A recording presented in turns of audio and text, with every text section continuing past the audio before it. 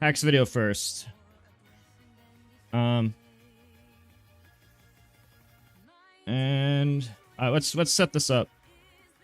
All right, so you guys probably already. All right, is everything good? I'll put the other stuff on the other monitor.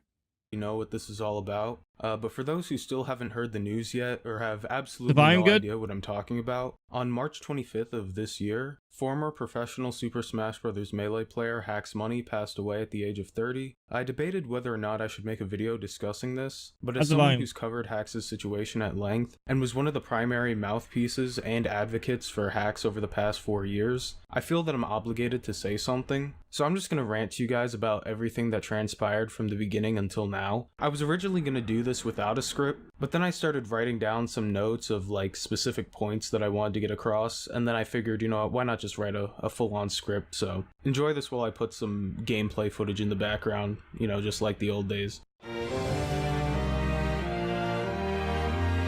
I want everyone to be educated on the Hax situation. So on June 4th, 2021, Hax uploaded his now infamous video titled Evidence.zip 2, an expose against fellow competitor Leffen. This video has already been beaten to death, so I'm not going to spend too much time discussing it, but the bottom line is that this video sucked. The insane hyperbolic comparisons, the extreme language, and the armchair psychoanalysis used throughout the video completely overshadowed any argument Hax tried to make. I'll just play some short clips from it so you guys understand just how bad this video was. There's a quote that goes, "The greater the crime perpetrated by the leadership, the less likely the people will ever believe their leaders capable of perpetrating such an event." That is, unfortunately, a Hitler quote, but it's one that's very applicable to the current situation. The funny thing is, that got memed on so hard. Trying to turn his phone into the death note. Through the use of modern technology and a good understanding of crowd psychology, it's actually possible to create... Oh, bro, it's so... it's so funny to hear this again. That is unfortunately a Hitler quote. It is possible to make a real death note. Death note nowadays. Knowledge is unfortunately a Hitler quote, but it's one their leaders I did to hear this again. Crime perpetrated by the leadership, the less so likely the people will ever believe their leaders capable of perpetrating such an event. Before I go on too far, I want to say I wanted to mention real quick, if you guys want to help out real quick, just while we're at the start of the video still, I have a sponsor thing you could check out here. And I also have a bunch of links here at the bottom if you want to support me. And at the top, I have some factor links. I'm going to post a Google Doc in both chats real quick because I don't want to mention this in the middle of the video. I'm just going to mention it now for you guys to check out now. All right, let's continue. I just wanted to hear it again because that is unfortunately a Hitler quote, but it's one that's very applicable to the current situation. The funny thing is, Leffen is basically trying to turn his phone into the death note. Through the use of modern technology and a good understanding of crowd psychology, it's actually possible to create a death note nowadays, and people need to be wary of that. When I beat Leffen at Genesis 7, I was wearing a red pair of Adidas pants with white stripes on them. These pants would become synonymous with my run at that tournament. A few months after Genesis 7, someone sent me a picture they took of Leffen streaming. Leffen was wearing a red Adidas shirt with white stripes on its sleeves while editing a digital controller's button layout. Again, this wasn't a coincidence. It was a psychopath's way of showing that he wants revenge. The fact that I can look at the state of Smash in 2021 and reasonably compare it to totalitarianism means that the prophecy has become all too real. I think you guys get the idea. This video was a complete mess. It's like a lot of stuff's accurate, but the way he speaks about it with like anime terms is just so fucking funny. It makes sense that it would get memed on. It's just a shame that memes are the only thing people remember. 1 second. Yeah, it's actually really good. It's just that it just gets memed on. That being said, that does not mean that there are no valid reasons to dislike or think poorly of Leffen. For years, Leffen was, and has been, a notoriously toxic and disliked figure in not just the Smash community, but in practically every other community he engages with. There are legitimate criticisms to be made regarding his behavior in the years leading up to HaxS video, and many of these criticisms were present in the video, albeit argued very poorly. Just to name a few, the sections regarding the Hungrybox harassment campaign, the Metagame Documentary revision, and the 2020 Smash Me Too movement were not entirely without merit, and I believe there were valid discussions to be had regarding these topics. But at the same time, you can't just say this is an example of state terrorism in the context of a Nintendo party game community and expect people to take you seriously. Even if there is a legitimate claim to be made that Leffen abuses his power and influence within the community, the extreme nature of the video completely neutered any claim HaxS tried to make, which is why HaxS retracted and revised his video due to widespread negative reception. Now, considering everything I just said, I think if tournament organizers wanted to punish HaxS for making a video like this, a temporary ban from competing in tournaments of up to 6 months on the basis of harassment would have been acceptable. I did not, and still do not, believe a ban on the basis of defamation was appropriate due to many of HaxS' concerns having merit. Unfortunately, the TOs felt very differently, as on June 24th, 2021, they came together to ban HaxS on the basis of both defamation and harassment. More specifically, he was banned for directed and malicious intimidation, harassment, or bullying of any participant, whether by language or conduct, and malicious gossip with the intent of manipulating the victim's social circle, defamation of character. And if that wasn't bad enough, the ban was set to have an indefinite length. This might just be me, but I personally think all bans in the community should have explicitly defined lengths, whether it be temporary or permanent. All an indefinite ban does is leave everyone involved in limbo, where there is no timetable for when the banned individual is allowed to return. It honestly reads as if the TOs couldn't agree on a ban length, which only goes to highlight their inability to come together and properly carry out due process. Anyways, a few months later, on August 16th, Mikey the Cheat would post a follow-up document in an attempt to provide further justification for HaxS' ban. Instead, the document somehow managed to highlight even more issues with how the case was being handled. Again, just like HaxS' video, this document has also been beaten to death, but to summarize, in this document, Mikey compared HaxS' videos to QAnon human trafficking conspiracy theorists, framed HaxS as both malicious and violent, despite later stating that neither assessment of HaxS is charitable, straight up defended a clear, cut-and-dry instance of Leffen lying, and would even have to go back and edit a part of the document where he got information wrong. This entire statement sucks, and displayed an inability to remain unbiased while handling the case. And if Mikey's statement reflected the opinions of the other TOs, then there was almost no chance that HaxS was coming back anytime soon. Fortunately, I think there HaxS was one line that managed to give every one of HaxS' supporters a sliver of hope. I would also like to be clear, as there was some confusion, that indefinite is not the same as permanent. It wasn't much, but it was good news regarding HaxS' situation, and it gave us hope that maybe one day HaxS would be allowed to return. But regardless, it was clear that the community and its leadership had made up its mind on HaxS and his videos, and as a member of this community, this didn't sit right with me.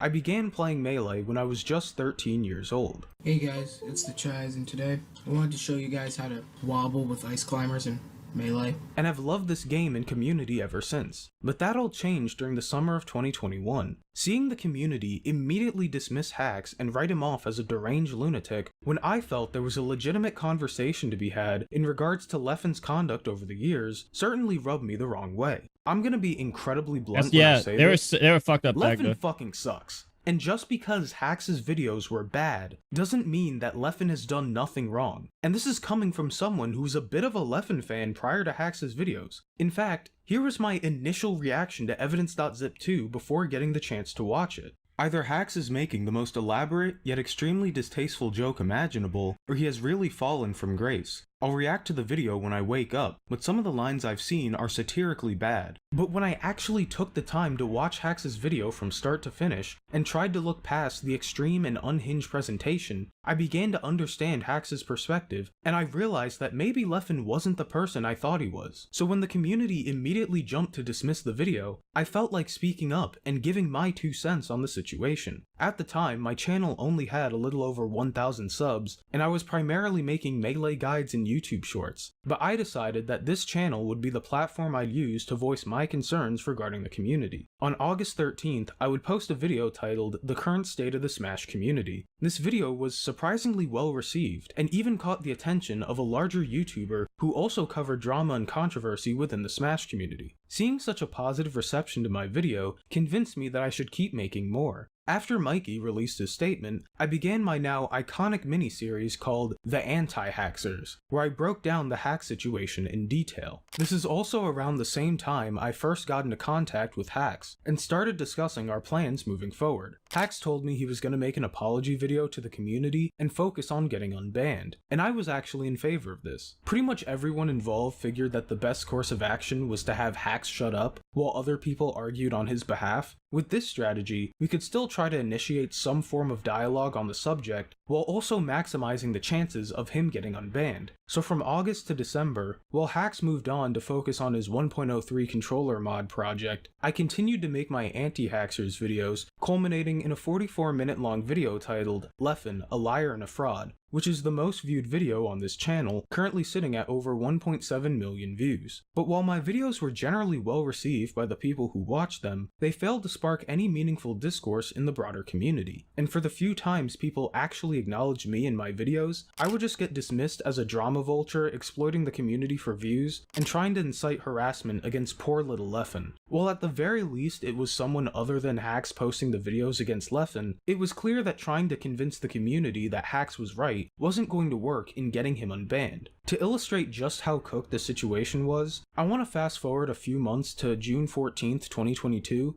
After meeting with his local community, New York City Melee, to discuss his ban, HaxS called me to explain the situation. I don't have a recording or exact transcript of this call, but there were 4 points that I vividly remember. 1. Major TOs weren't going to unban him before his local scene. 2. HaxS was facing a potential 2-year ban from NYC Melee events. For context, NYC Melee officially banned HaxS in September 2021, so he'd be returning September 2023.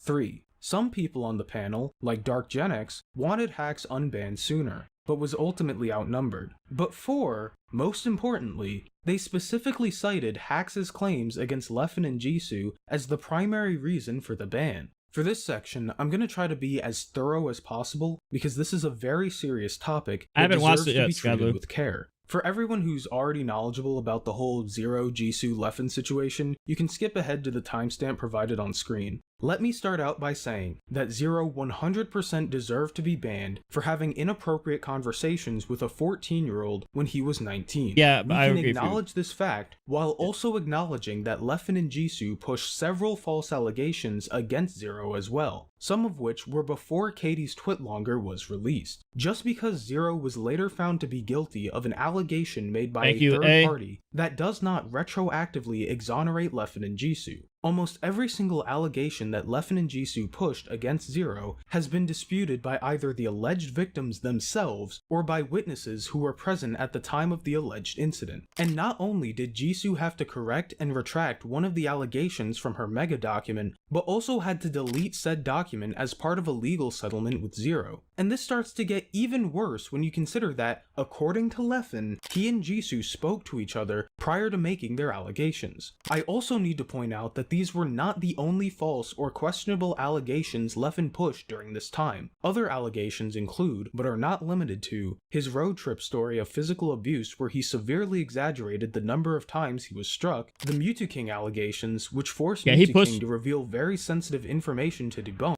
Just so you know, I could have went after Leffen when he did this, and I chose not to because I wanted to be...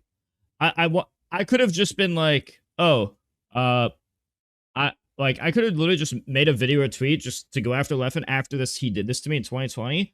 I purposely didn't do that because I thought like that was like the wrong thing to do. Like I didn't really like to create the drama and stuff. I always try to give people benefit of the doubt and all that. I guess I was pretty stupid. Looking back 5 years ago, it was pretty naive and stupid of me to not call him out at that moment.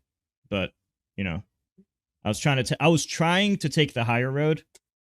But we like the, you know, not attack anybody road, but you know, that's my reasoning for not doing much then. And a false allegation against Westballs, where once again, the alleged victim stated that the allegation was false. And as far as personal gain is concerned, Leffen explicitly mentioned how he gained loads of followers on every platform. Yeah, I know it would be a lot better to have called it, yeah, Hell Chipmunk. Oh, for those that don't know, I'm streaming on both Twitch and YouTube, so I don't have both chats on screen because I'm not finished setting up. I don't have YouTube members set up yet, which I will soon. But that's why I'm replying. It might seem like I'm replying to someone who's not in the chat. It's because I'm on both channels. But yeah, the reason is because, like, I mean, I would, if I knew, like, hindsight's 2020, if I knew how things were gonna end up in the long run, I would have made different decisions. Like, oh yeah, it's so easy to say in hindsight, oh, if I did this differently, that would happen. But I didn't know that at the time, you know? I don't think Technical's video is shitty. What are you talking about? I think it's a great video. The only part of Technical's video I disagreed with was the Cody part. I mean, Cody's done some some mistakes. Cody's done some stuff that wasn't good, but I don't think he's a bad guy at heart. I think he was trying to help Hax by giving him 20k, and his chat asked him about it, so I mentioned it a lot. But I don't think he was portrayed correctly in my opinion. I know this is personally. I went over this in my prior stream, but outside of that, I think all the other points of Technical's video was valid, and I agree with them. It's too bad they took the video down. Literally, all the money from Technical's video was supposed to go to me, and it already had 250,000 views, and it got taken down. So, I guess fuck me, I guess, right? Yeah. Platform during the situation. Honestly, I've been struggling with feelings of guilt because I've gained a lot of subscribers, a lot of followers, and attention because of these awful things happening. And even made a chat command acknowledging the positive attention he was receiving at the time. It is a provable fact that Leffen collaborated with Jisu, pushed multiple false allegations against like 4 different people, never apologized to any of them besides M2K, and was fully aware of what he stood to gain from speaking up during the summer of 2020. Whether or not he did all of it with Mango never apologized to me either, by the way. I'm just not a drama monster, so I don't make video on it. I mean, I do talk about it, but I don't like talk about it as much as I should. Yeah. I've talked about it a few times, but I probably should talk about it more. malicious intentions could be debated. And sure, maybe Leffen, purely out of the kindness of his heart, just wanted to be an exclam hero by amplifying the voices of as many victims as he could. But at what point does saying, you know, I think Leffen was being a little malicious and opportunistic when he pushed those allegations, start to become a valid opinion to hold? According to the TOs, the answer is apparently never, regardless of what the evidence says. It's ironic because one of the main criticisms of HaxS' videos was that he gave Leffen absolutely no charitability, but these TOs were completely unwilling to compromise and see any other perspective. Oh, group chat was group chat was the worst. Completely disagree with everything I just said and think Leffen was purely acting in good faith during July 2020. Can you at the very least acknowledge that a 2-year ban for believing otherwise might be a little harsh and excessive? Again, as I said before, I think banning HaxS for harassment was completely warranted, but to ban him for defamation is to assert for a fact that Leffen has done absolutely nothing wrong and that HaxS' videos lacked any merit whatsoever, all while spitting in the face of everyone Leffen has wronged over the years and ignoring any evidence or citation that would suggest he's a bad person. While it so for those that don't know, on that part, if you ever watch this video, the Smash community plus Leffen, plus the people making you know, Smash community plus Leffen plus a lot of other people, they made me make this video. So if you've never seen this, this is what I had to make thanks to the Smash community. So I have reason to dislike the Smash community. I have a lot of reason to hate the Smash community. Unfortunately, I like the game a lot, so I'll keep doing it because I like the game. But that's about it. Oh wait, did I just lose the video?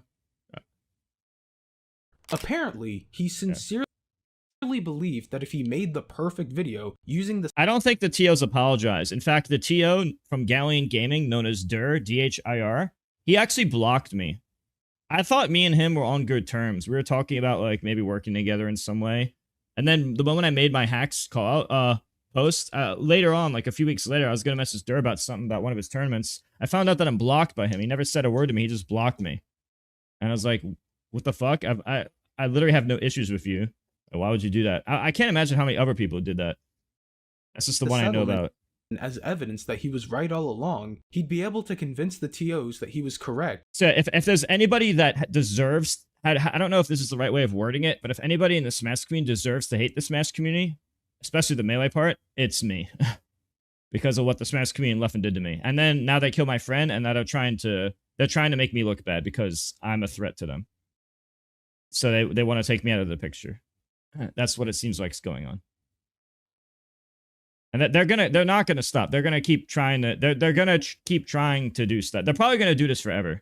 They're probably gonna keep smear campaigning me forever for the rest of my life. I really believe they're gonna try to do this to me for the rest of my life.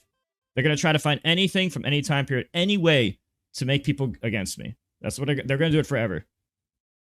And would be able to get unbanned sooner. Now, obviously, this was a terrible idea. Even if there was a greater than 0 chance that the TOs could be convinced, it was still not worth the risk whatsoever because A, he was literally right on the verge of getting unbanned. Maybe I should get the blue check mark. For maybe I should do that shit. I don't know. Yeah, I probably should, right? You should remind me. I keep being lazy about the blue check mark bullshit. But yeah, you're probably right. I probably should. Banned. B, he had just apologized for doing this exact thing. C, he sucked at making videos, so it almost certainly wouldn't land. And D, I believed he should wait until after his lawsuit with Frame 1 concluded, before he made any more expos. I get the most ad revenue off Twitch, so if you're looking to support me, if you guys wanted to support me directly, the best way is keeping my streams on, but especially the Twitch stream, because I mean YouTube stream helps for the algorithm, like viewership and watch time on YouTube affects the algorithm, but keeping Twitch on just gives me ad money, which is important. Videos on the community. I tried to explain all of this to him, but surprisingly, he said he was willing to throw everything away if it meant standing up for truth and justice. In fact, he literally said, and I quote, "I have to lose my career here." Honestly, it seems completely unfathomable looking back, considering how much HaxS was obsessed with Melee. He fully understood that he was risking all the progress we had just made less than a week ago, and he just didn't care because he felt he was the only one capable of telling the real truth about Leffen, as if the community listened to him the first 4 times he tried. Anyone who's interacted with HaxS for longer than 5 minutes knows what I mean when I say HaxS could be incredibly stubborn and arrogant. If there's one thing that the TOs got 100% right about HaxS, it's that when he's made up his mind, it is nigh impossible to get him to consider any other viewpoint. He would often have a very self-righteous mentality of, I'm the only human being in the history of the planet who's rationalized this, and it negatively impacted his ability to work with others and compromise. When he first brought up the idea of a Leffen and Jisu video, and I had to remind him to let other people argue on his behalf, he told me that the videos needed to come from him because the community doesn't listen to me. Well, that was certainly true.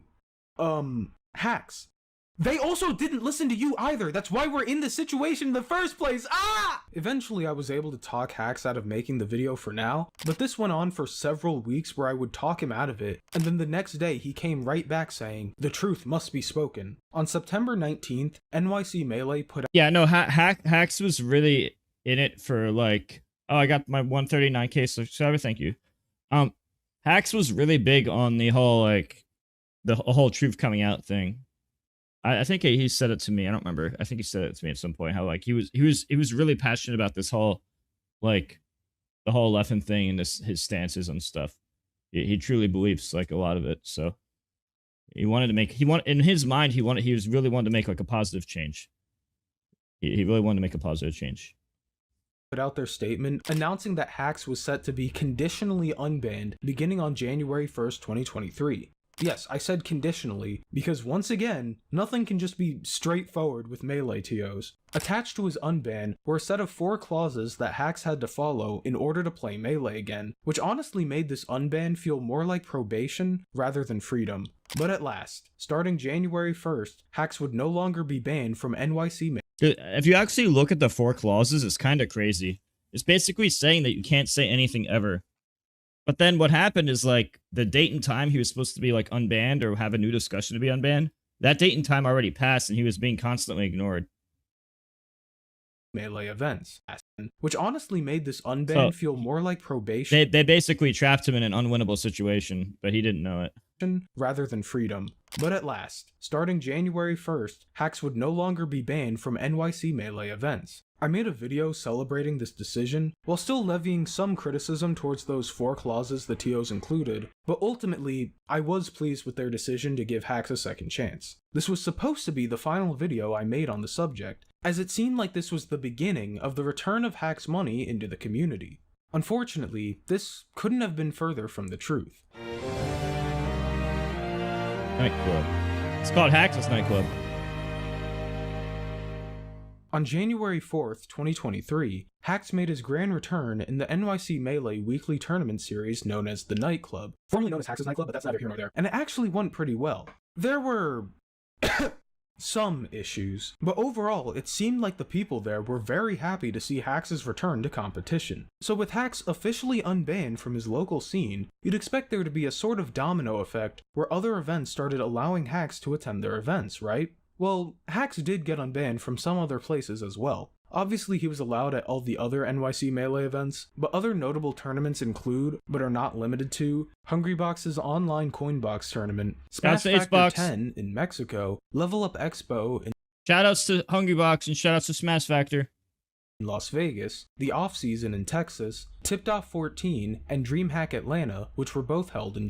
And that's why that is one of many reasons, not the only reason, but one of many reasons I'll continue supporting Hungrybox and Smash Factor. Georgia. His attendance at these events also went very well, and it reminded everyone that HaxS could be a positive influence within the community. Whose video is this? This is the franchise. It's from the franchise. Okay. You love me, thank you. Quick reminder, guys, if you're trying to support me directly, just do the Factor link right here. I get like $100 if you do it. Well, less because of tax, but it's USA only and new users only. So if you haven't done it, check it out. It's an easy way to support. But the real best way to support is just to keep the streams on. I'm going to multi-stream moving forward.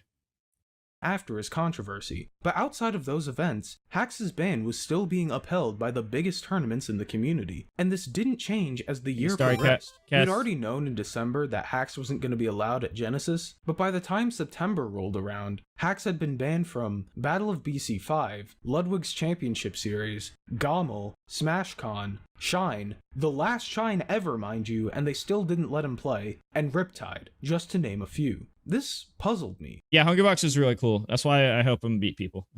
and help him out. We help each other out. Because I just let him play SmashCon, Shine, the last Shine ever mind you, and they still didn't let him play, and Riptide, just to... Yeah, I'm gonna be... People are gonna try to cancel me for the rest of my life. I've come to the realization and acceptance that no matter what, people are gonna try to cancel me for the rest of my life because I'm outspoken. And people don't like that because... I don't know. See, I'm outspoken, but in a way where I don't really like the negativity. And I was hoping to like if you actually look at this video, like you can literally just watch this whole video. It's like 22 minutes. I want everyone here to watch this video.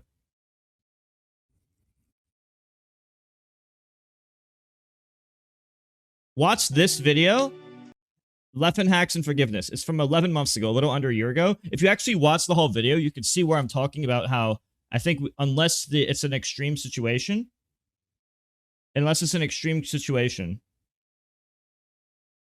people should try to be more forgiving and accepting of each other. And I tried to just spread like positivity so we can all be positive like in the older days. I thought it was like a very simple like statement, like can we all just like not hate each other and stuff unless it's like an extreme case. I don't know. I was just attempting to spread a positive message. At least that's what I was in my mind. That's what I thought. But on Reddit and Twitter, they don't agree. Apparently, they're just like, you're right wing or whatever bullshit. I'm like, but I'm not. But I'm actually not. I just want to be happy. Video games and sunshine and flowers and shit. But I think that's in the past, bro. I'm starting to realize that's just not happening again. To name a few, this puzzled me. Because I just assumed that once he got unbanned from NYC, it would all be smooth sailing. It was even more confusing. You met me in grade 8 at some tournament in Comic-Con? Wait. Do you mean in Virginia? Wait. Do you mean Comic-Con in MDVA? Like right when Melee came out? I think I was at a tournament there. Wait, what year is that? Was that 2004 or 5? That might have been my first tournament, or it was either that or King of the Couch. ZW, what year was that? I remember that tournament, but I don't remember which turn it was. I remember fighting like a Link player on Rainbow Cruise at that tournament. And there was also Mario Kart Double Dash. Is that what you're talking about, ZW? For those that don't know, I'm streaming on Twitch, both Twitch and YouTube. I just don't have both. I'm looking at both chats, but I don't have them displayed on the screen. But yeah, I was at a comic. For my book, I wanted to know which tournament that was because I want to write history in my book correctly. Yeah, no, I just realized that no matter what I do, they're gonna try to paint it as evil. Like, there's literally no winning. The only way you win is if you completely side with one side, like in every single category. Every single category. But I'm not like that. I like to have my own conclusions. Alberta? Wait. Oh, you were in grade 8, because I was at a Comic-Con, or I don't know if it's called Comic-Con. It was some anime convention. I don't remember the name. It was in Maryland, Virginia, and it was like 2003 to 2005 time range. It might have been 2005, but it could have been sooner. I'm not sure. Yeah, no, I know. Everyone was too, everyone just doesn't care about, like... Yeah, no, Full Metal, it's just what you said. If I'll be like, it's bad to kick dogs, and just say, so you think it's okay to kick cats? I mean, bro, I don't know how they twist my words so much. I literally just tried to be like, why don't we just all be positive again? You know? To me, I just think it's stupid. And the reason I think it's possible is because it was like that in the past. And when I mean the past, I mean my life experiences. We didn't all hate each other. They'll talk shit, but that's just harmless shit talk. It's not like, hey, I genuinely hate you and I'm going to try to, like, ruin... Well, I guess they did that now that I think about it.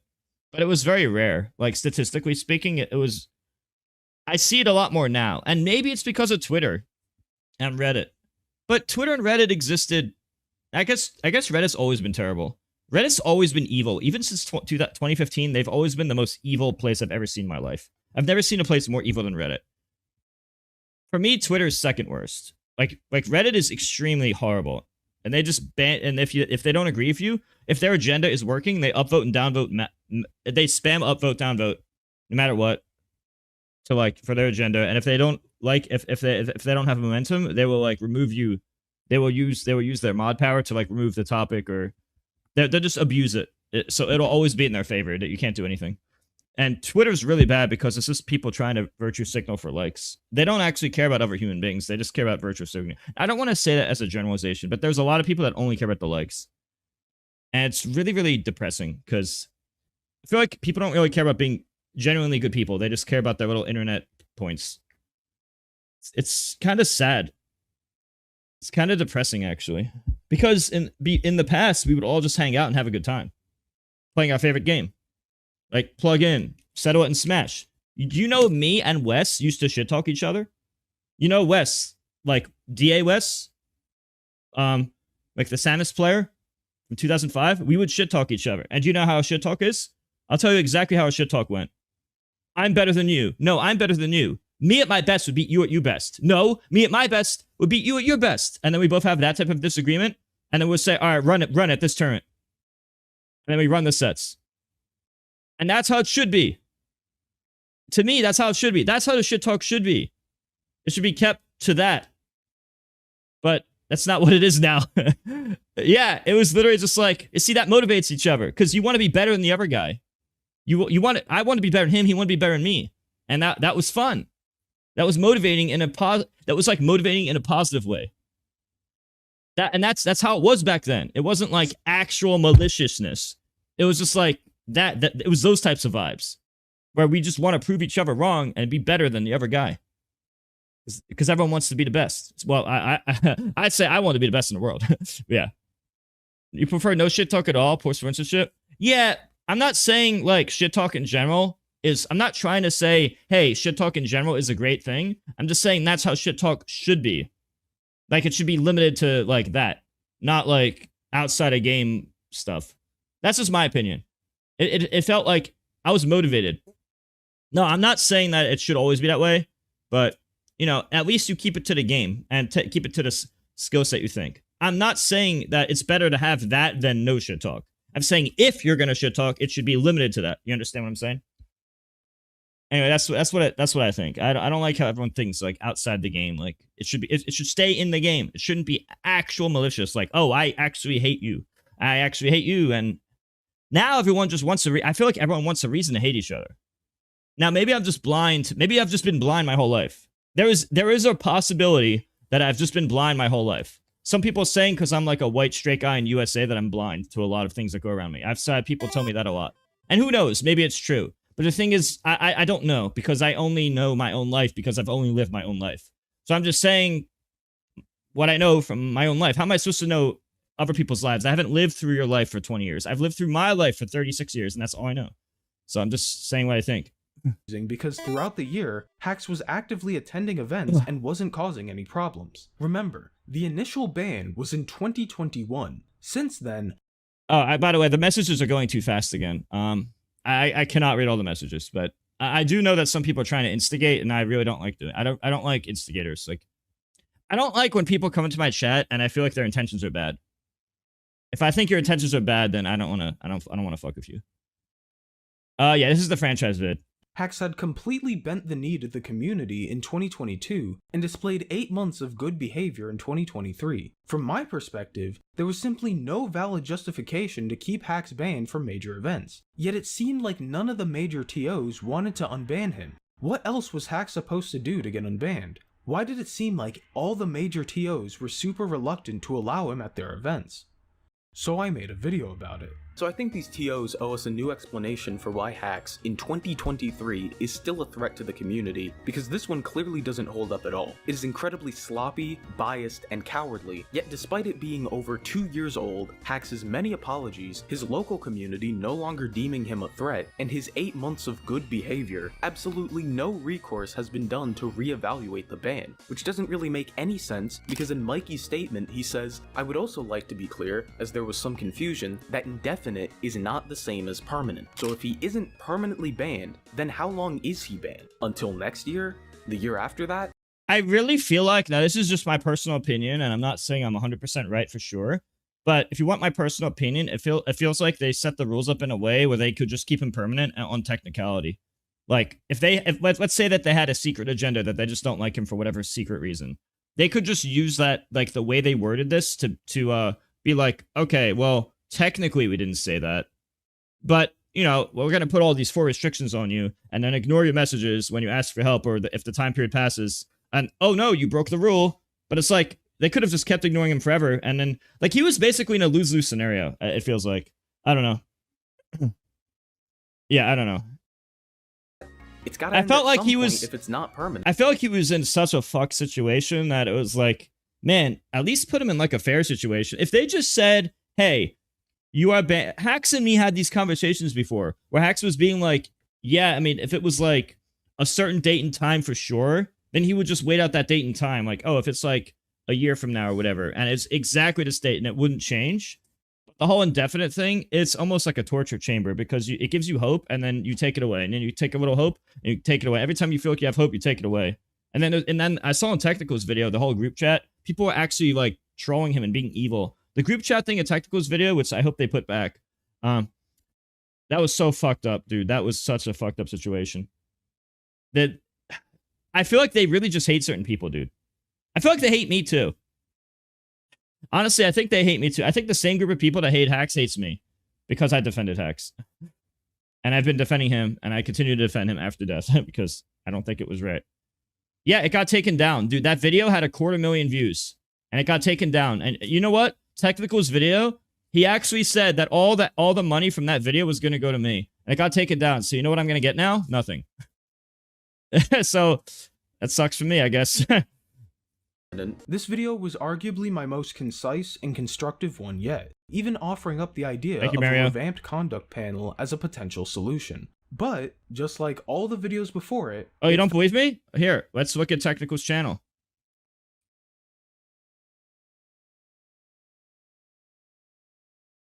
Let's look at his channel. Oh, it got taken down. Yeah, it got taken down. He wasn't even, Technicals wasn't even going to get any of the money from that. It was all going to go to me. It was already at 250k views when I checked like a day or two ago. And it got taken down. So that sucks for me because that was going to help me. So now, you know what I have to do? I have to keep mentioning Factor so that I can keep getting money. So if you want to help me out, keep my streams on and just do the sponsors and all the other stuff that I have written here. And I hate that I have to do this, but this is what I have to do to live. Anyway. Back to the video, I guess. Fell on deaf ears and didn't seem to spark any discourse. I simply couldn't wrap my head around why HaxS still wasn't allowed to compete in these major tournaments. It wasn't until much later that I was told what the holdup might have been. You see, the HaxS case was one of the most polarizing amongst the TOs. There were TOs. Has YouTube been nice? I would say the tier list of niceness is Reddit is by a large margin the worst. Then a big gap after Reddit, because they're like in their own tier. Like Reddit is garbage shit, omega shit tier. Twitter is also shit, but still way less shitty than Reddit. And then a big gap after Twitter, and then Twitch and YouTube are great. So I just focus on Twitch and YouTube now. And I'm going to continue focusing on Twitch and YouTube for the foreseeable future.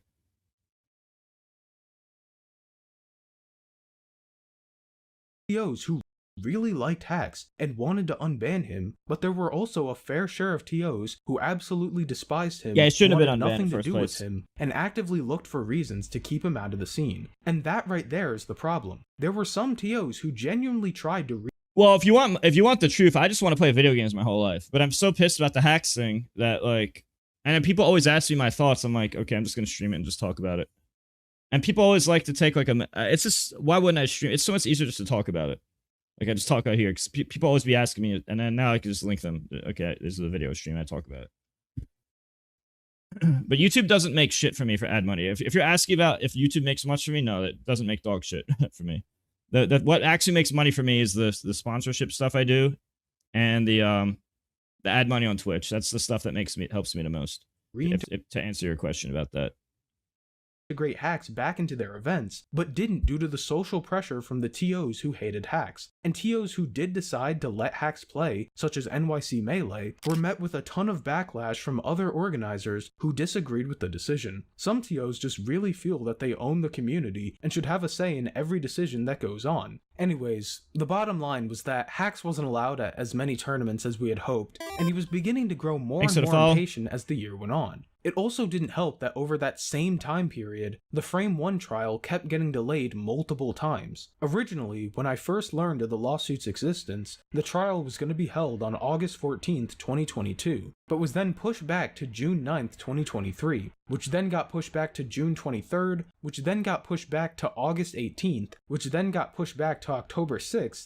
This is what I mean. They just push it back forever. That was the game. That was their plan from the start. Look right here. This is their plan from this. This is, in my opinion, I have to say the words in my opinion. In my opinion, this is their plan from the start. Its existence, the trial was going to be held on August 14th, 2022, but was then pushed back to June 9th, 2023, which then got pushed back to June 23rd, which then got pushed back to August 18th, which then got pushed back to October. This is like what they were doing with his ban. They just they give you hope and then they just keep pushing it back forever. 6th, and then, after being told that there were going to be no more delays, we found out that the trial was going to be delayed once again because Greg Turbo's dad suddenly started having stroke-like symptoms. You can't make this up. HaxS didn't like that he was forced to sit in limbo for months on end, with little to no progress being made towards getting unbanned, and started looking for ways to speed up the process. He began flirting with the idea of making that Jisu Leffen expose video again, as a way to try and appeal his ban, and just like before, I attempted to talk him out of it because that was a really stupid idea for all the reasons I mentioned the last time he brought it up. But this time, HaxS didn't back down as easily as before. When it seemed like I convinced him for the 1000th time, I was suddenly dragged into a separate chat with HaxS and one of his moderators as they both tried to tell me that I was wrong and that making the video was the best course of action. This was probably the most troubling news I could have possibly received at the time, that he had people directly in his ear telling him to do the one. That's Auras again. Oh, but I think these are the guys who took down the Technicals video. They just mass reported it. And yeah, this guy might be more evil than Leffen. It's actually terrible.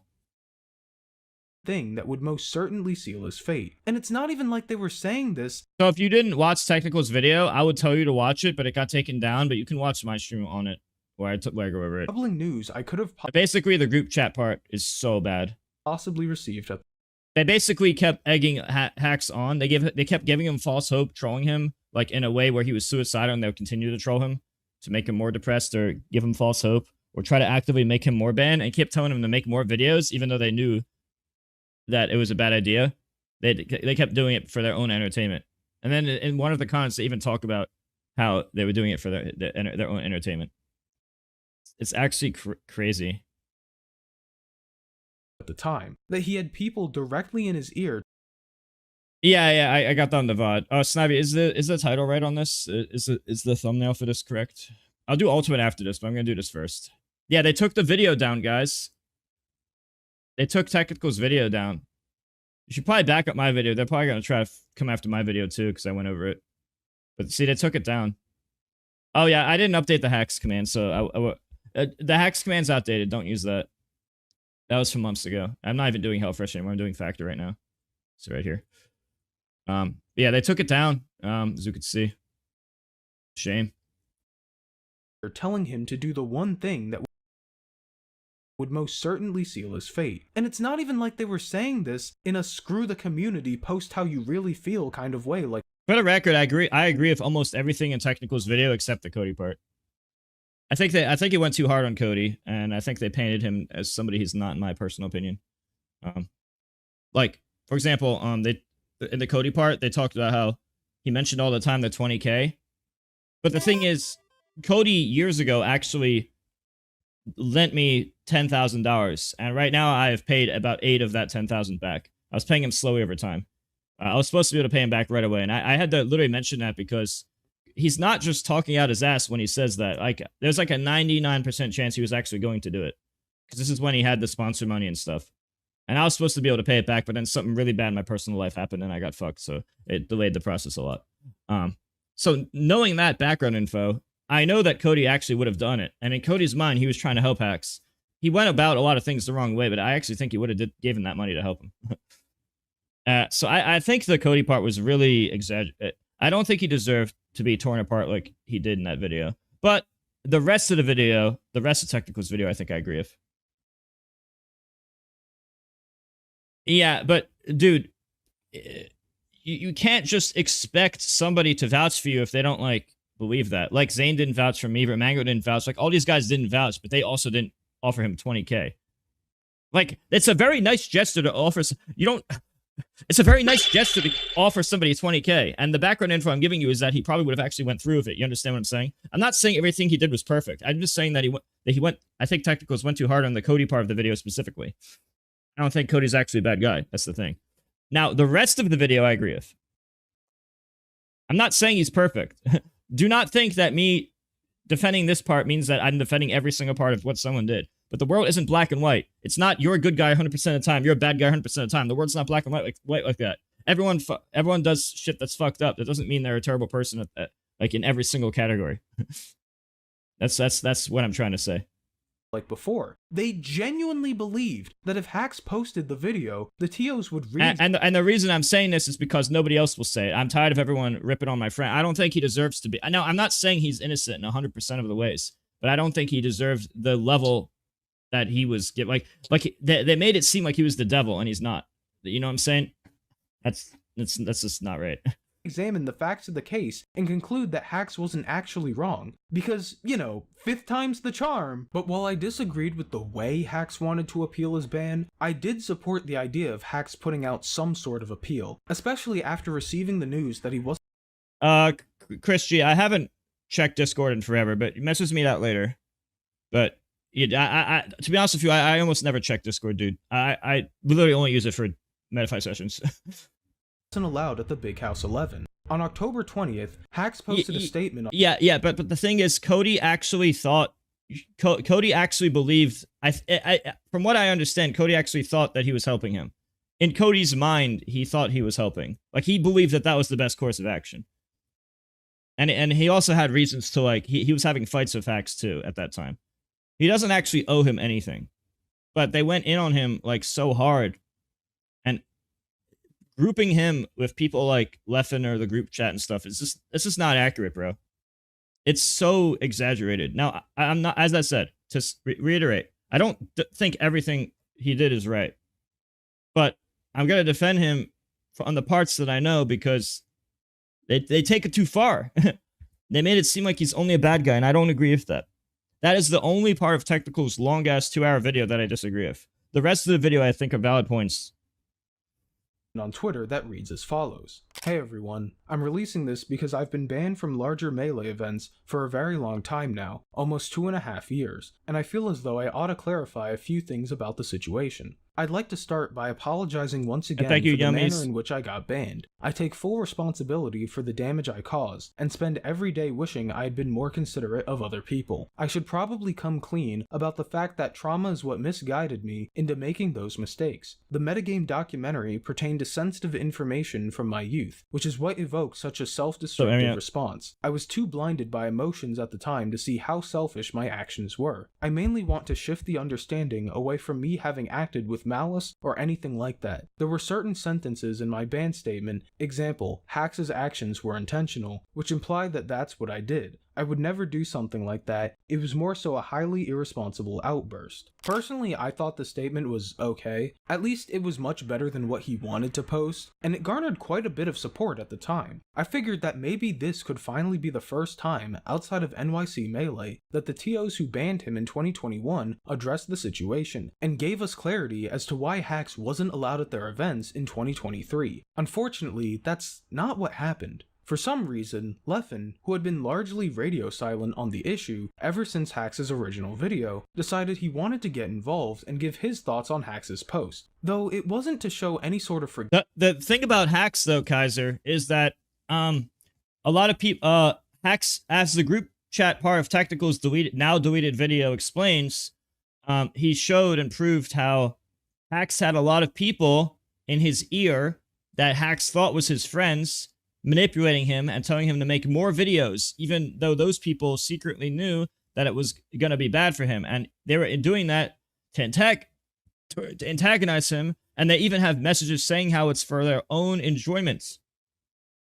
Those people in HaxS' ear, who HaxS didn't know were evil, and HaxS thought were his close friends, were constantly telling him to release more videos. And that was actually Sabotage, and HaxS thought that they were his friends. If you actually watch the whole part of the group chat from Technical's video, which is now deleted, but it's on my... I go over his video from my past broadcast a few days ago. If you wanted to check it out, you could clearly see how evil that was. Thank you, Juan Minley. It was so bad. It's so fucked up. Microwave, I don't know.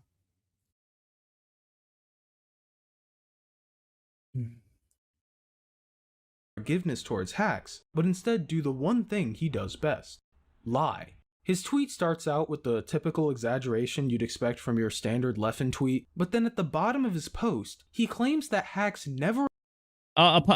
Also, HaxS apologized to Leffen many times, which was all never acknowledged. And I mean never acknowledged. I don't think Leffen ever acknowledged a single time that HaxS apologized to him.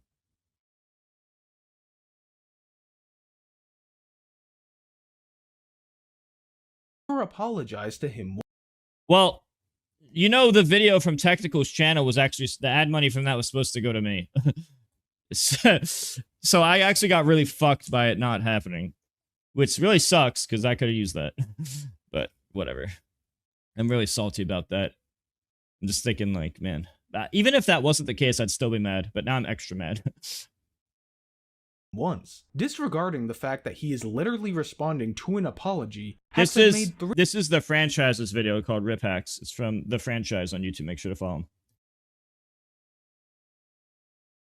I don't know, bro. I just know that I just got fucked out of a lot of money. What else is new? 3 separate apologies towards Leffen prior to this one. What Leffen is saying here is not only a bold-faced lie, but also a clear-cut attempt at manipulation. And this is when things got interesting. When people caught on that Leffen was lying, Leffen deleted the tweet. Yeah, I think it gets demonetized though. The next day, stating that he was dropping out of the Big House 11 due to receiving multiple death threats the day prior. And you know what happened next? By the way, I've gotten death threats so many times in my life. It's actually uncountable how many times I've got death threats. I just didn't save all the messages in my entire life because I knew it's some bullshit. People just talking shit. The entire community completely ignored HaxS' plea for an unban and came together to condemn all death threats. Yeah, it's like Logan says, when a video is taken down like this, the ad money, that you just don't get anything. So I'm basically not getting shit. I mean, it might get a little bit when it comes back up, but it's going to be nothing compared to the original. and harassment. In real time, I had witnessed Leffen manipulate the entire community, and all it took was to say the magic words of death threats to completely derail. It was going to go to HaxS' mom. HaxS' mom told Technicals to give it to me, so Technicals mentioned that in the first, like, two and a half minutes of the video. So, yeah, that happened, and I guess I'm not getting shit. Any potential discourse regarding HaxS' ban, and instead shift the conversation. By the way, I'm constantly answering questions from both YouTube and Twitch chat. I just don't have them both appearing on the screen because I didn't finish setting up. I'm still new to multi-streaming, so that's why I don't have it fully set up. I still need to set up YouTube members and the two chats on the screen. I haven't gotten done yet. I don't know how yet. Conversation to how death threats are bad and how HaxS' actions have indirect consequences. Pipsqueak, a true intellectual of our time, came up with the brilliant idea that HaxS intentionally made a statement before Leffen went to a big tournament as a way to incite harassment. I'm not kidding. He believed that HaxS apologized to Leffen as a way to harass him. At the very least, he believed that HaxS should be more cognizant of his actions and how they could lead to harassment, essentially blaming HaxS for all the harassment Leffen faced. I thought this was obvious, but apparently it isn't, so I'm gonna have to say it anyways. HaxS cannot control the actions of a bunch of random people online who each have their own agency and opinions. Nowhere in HaxS' apology did he even say the word Leffen, let alone incite any harassment towards him. Because, you know, it's a fucking apology. Yet somehow the community was hell-bent on attributing— Hugh, I literally just talked about that 5 minutes ago, so just say you have to check the past broadcast. all the harassment. I also talked about on my video that I went over Technicals video 4 days ago, so I went over it a bunch of times, including 5 minutes ago. So just check that again. I'm not going to mention it every 5 minutes, though. Towards HaxS. It doesn't matter that Leffen literally lied the day prior. Like, you don't think that played any role in the harassment he got and that maybe it wasn't HaxS? Now HaxS, whose only intention was to appeal his ban, was pressured to make not one, but 2 follow-up statements condemning the harassment Leffen was receiving. Last week, when I issued a couple of statements on Twitter, I had no intention of sabotaging his weekend. I just wanted to let people know how much I miss being able to attend events like Big House and Genesis. It did make me realize that I need to advise my fan base and community to please not direct any further negativity toward Leffen's way on my behalf. They mass reported Technicals video, so it got taken down and all the ad money is going to be gone. Well, unless it gets re-uploaded from 0 views, and then maybe it'll come back. I don't know. But yeah, I just talked about that a few times, so that fucking sucks. HaxS was being held to an impossible standard where he was solely responsible for anything bad that happened to Leffen, as if it was his job to protect Leffen at all costs by covering him in bubble wrap or something. Anyways, it's safe to say that HaxS' attempt to appeal the ban failed miserably thanks to Leffen. Apparently the TOs would eventually try to discuss the ban in November, but never came to a unanimous decision on a proper ban length, so over the next few months, HaxS only grew more and more desperate to get answers as to why he was still banned, all while at the same time he still had people in his ear telling him to post a video about Leffen and Jisu. It got to a point where one night, I joined a voice channel in Technical's Discord server to find that Tech was watching a 45-minute video that HaxS wanted him to review. He was like, "Franchise, you won't believe what HaxS is trying to post right now." And I was like, "Yes, I do, Tech. I've been trying to tell him to not post that exact video for over a year now." Once again, we had to talk him out of posting it. But once again, HaxS felt compelled to at least post something on the matter. And a lot of the reason HaxS kept apparently we learned after his death that a lot of the people were in, some people with bad intentions were in HaxS' ear. If you check the group chat part of Technical's video out, well, I'm just going to show you. I don't know how to, if you want where I talk about it, I mentioned it on this, right here from 4 days ago. I was supposed to actually win. I talk about it all here when I went over Technical's video, so you could just watch it there when I give you my thoughts from that. It all should be there, so I don't want to repeat stuff pointlessly. I never saw this, but just keep in mind that the group chat part of the video talks about how HaxS had people in his ear telling him, make another video, you gotta make another video, man. But they were doing it for their own entertainment, and they admitted it. Yeah, but you could just watch I think you should actually just watch it from my past broadcast, because I literally go over not only the video, but my thoughts at each part of the video.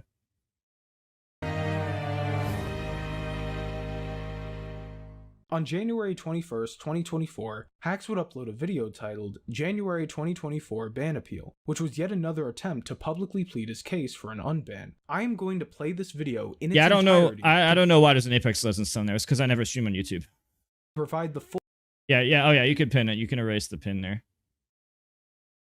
full context of what we're dealing with here. Once again, Oh, and some of those people showed up to the funeral. Yeah. if you want to skip ahead, feel free.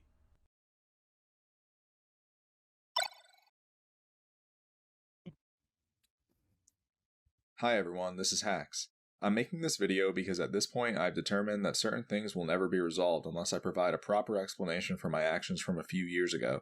This video is not intended to reignite things, but rather to close the void by answering the questions many people still have about the situation surrounding my ban. I'm also hoping to prove my innocence to people, or at least prove to people that I'm not as guilty as they think. The sad truth about what happened a few years ago is that I didn't need to overthink things to such an extent. None of the lengthier videos I released were ever necessary, and I accept the fact that I deserve to serve time for them. However, I wasn't wrong in thinking that I had to speak up in some capacity back during that time period. Now that some time has passed, I'd like to recap the events which were ongoing back then so that I can show what a more reasonable course of action would have looked like. The sequence of events which called me to action a few years ago was spurred by the release of Samox's Metagame Documentary. Metagame was aired to the general public. Oh, can I talk up Metagame? First off, I love Samox for making the Smash Doc, and the Smash Doc, the first one was great, but Metagame was such a big drop down from it, honestly. Not only did they put me in a very unfair light where they barely talked about me and acted like I was a lot worse and less impactful than I was, which I'm already mad about. It's very, very inaccurately portrayed. So much so that I would actually recommend not watching the video. But they actually revised both Mango and Leffen's part because Mango and Leffen complained, especially Leffen, but both of them complained on Twitter that they didn't like the way they were portrayed. They were actually both portrayed accurately. The bullying Mango did and all the way he used to be, which is whatever because you're younger, but still. And then same with Leffen, who never changed. They were portrayed in an accurate way, and accurate means they got put in a bad light. Unfortunately, the truth is, they weren't great people. So they didn't like that, so they revised the entire thing, and they changed both parts, and especially Leffen's part, they changed extra dramatically. So basically, Metagame sucks, but the original Smash Doc was pretty good, and I hope that the next one he makes is good too. On December 11, 2020. The second day of the Metagame broadcast was notable in that it contained information which pertained. If you want to see the original, you could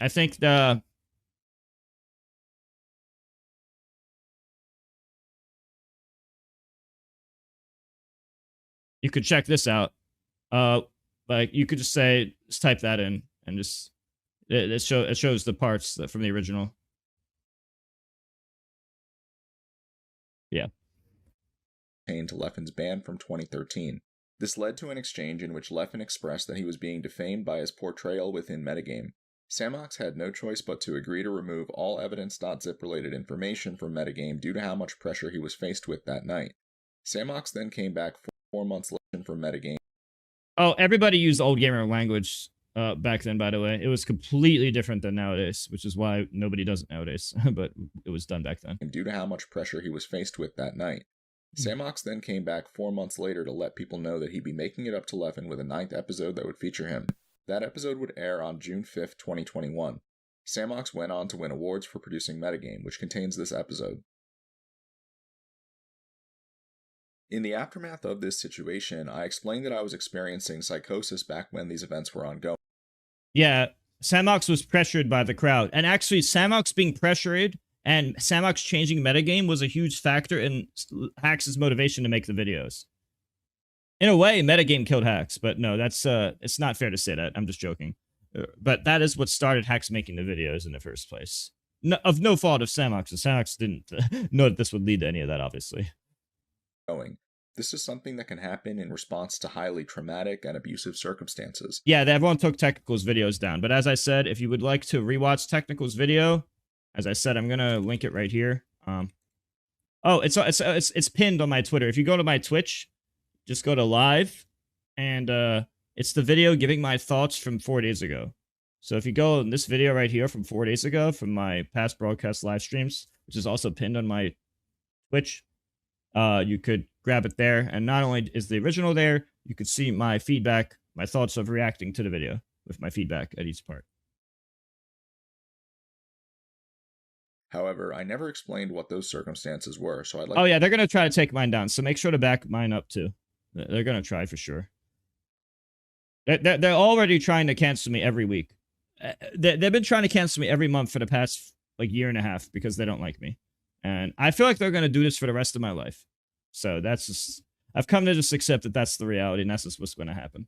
They're going to try to cancel me every month for the rest of my life. That's what they're going to do. I'd like to go ahead and do that within this video. On February 9th, 2013, Armada announced to Smashboards that Sweden had decided to ban Leffen for 1 year. At the bottom of Armada's post, it mentioned that there were testimonies written during this time period which contained sensitive information. Who's they? The Smash, the Smash community. But specific people in the Smash community. Too many to name. I was actually the one who submitted these testimonies to tournament organizers 12 days later on February 21st, 2013. These testimonies are collectively known as Evidence.zip. Their contents are in fact very unsettling, and I can't tell you how many times throughout my Melee career I deliberately kept this information a secret so that other people could be happy. I think that I would have successfully made it through my entire career without ever having to reveal this if not for the way the Metagame Documentary referenced these testimonies. Since I've already alluded to them, I'll continue to tell the story. Having a nuanced take and not seeing the world in black and white unfortunately puts a target in your head, but the world literally isn't black and white. It's not so simple as this guy's all good, this guy's all evil. I don't think there's anybody I know who's 100% evil or 100% good. Even the worst people have the tiniest bit of niceness, and the best people have a little bit of bad. Nobody is perfect, and putting people to such standards of 100% evil or 100% good or whatever is absolutely ridiculous and unreasonable and will pretty much never happen. Within Evidence.zip, the cover letter directly explained that there were 9 testimonies in total. The cover letter also explained how urgent it was to ban Leffen at the time. Thank you, New Films. As the years went on, everyone else who wrote these testimonies gradually retired. Armada's retirement in 2018 was notable in that it left me as the last active player in possession of these testimonies, and so I was alone in having this perspective from that point onward. This meant that when Metagame aired, I was the last one who witnessed it through the lens of the testimonies. I'll show a clip of when they were referenced during the second day of the broadcast. My relationship with Leffen was very bad. We started to see sort of like a pattern, which was sort of like poison for the community, I would say. Yeah, his trash talk was different, to be honest. It wasn't a brotherly... He went very, very personal with a lot of people, like telling people who've been to mental hospitals twice that they don't respect them, that he doesn't respect them because of their mental health. Hypocrisy. Gets him with the up smash, early up smash. Like I said, always. Him and I never got off very well. My first interaction with him was that I told him, oh, hey, I'm kind of having a really bad hearing issue where I can't really pick up and work at the same level as most people do. What he did in reaction to that was basically making fun of me. Like he said, oh, but can you hear this? And then he tried like mouthing words. It really always felt like he was focusing on my shortcomings as a human being. The community is sort of like a second family to me, you know? And if someone is acting like this towards, you know, members of the family, I do not really want to interact with that, and I know these people do not want it either. Thank you, Relis. He was banned from Swedish events for about a year. He got banned by an entire country. A country banned him. That's crazy. I guess like you could see it as, you know, like a betrayal in a sense, but I still think it was, you know, for the right thing for the community to like take this stand against it. It was after this segment aired that Leffen expressed that he was being defamed.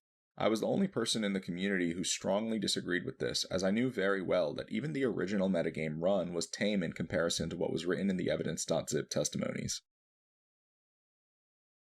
I've made the testimonies publicly available so that people can see that I'm not exaggerating or making things up. I sincerely apologize to the people who wrote these testimonies 11 years ago, but they've become a liability for me to have, as they cause me to view things through a different lens than other people. I think it's for the greater good that these testimonies are made available as a public resource at this point. Please note that Nicholas Ringberger and Carl Johan Boland's testimonies have been excluded, as those are two of the more sensitive ones. I'll show a few excerpts so that people can understand why I was so stressed out a few years ago. The cover letter continued to explain that for years, Leffen has imposed on the happiness of countless members of our community. His unparalleled hatred and vulgarity leave people feeling belittled and attacked wherever he goes. His self-righteousness, manipulation, lies, superiority complex, nonsensical reasons for attacking people, and refusal to change make him a threat to not only the Smash community, but society. There was also a testimony that contained an excerpt which read, "If people actually took the time to wrap their heads around what actions Leffen has exhibited toward me, Hax, and many more, Yeah, I'm thought of Mario doing 64. anything less than not welcoming him to any future tournaments or gatherings is ludicrous. The mere thought of it is preposterous, and the act of allowing the things he'll subject others to is nothing less than grotesque and an act of cruelty toward his targets. You must understand that he has yet proven to show any sign of remorse whatsoever concerning his actions, how they affect people, what they have to go through and put up with, nor how it affects not only them, but poisons the entire atmosphere and well-being of the community as a whole. He impeccably dismisses and declines any invitation or attempt to inquire in any form of dialogue or conversation regarding the situation. He just doesn't seem to care at all.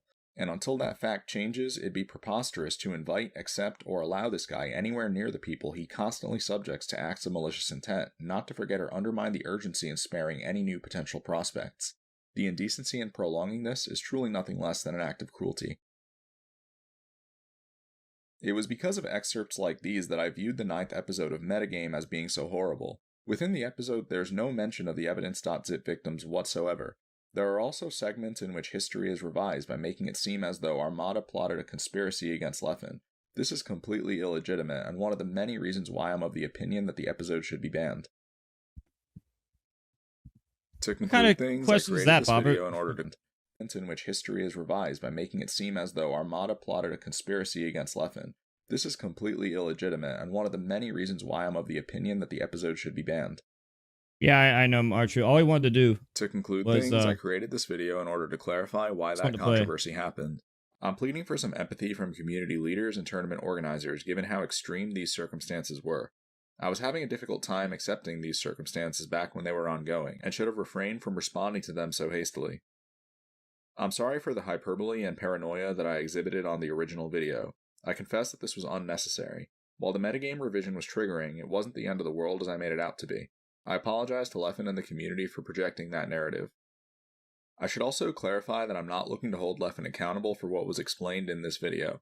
I'm only looking to provide a record of the factual truth that I witnessed during that time period, which contrasted from what others witnessed. I'd like to go back to being an entertainer and contributor for the community, but in order to do that, I've realized that I have to clear my name from this. I believe the fairest outcome would be a more neutral settlement in which it's acknowledged that there were circumstances which led to this, but that I needed to do better even when being faced with those circumstances. I hope the community accepts this proposal and explanation, as I can't afford to relegate myself to the current understanding many people have of the situation. Many people think that I did this baselessly and maliciously, and that absolutely isn't true.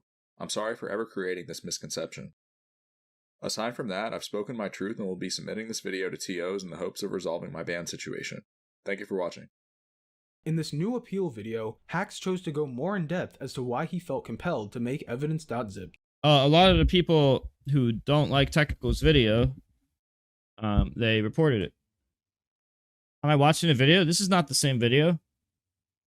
This is the thefranChises video called RIP HaxS that I'm reacting to 2 days late. If you want the original, I reacted to the video 4 days ago here.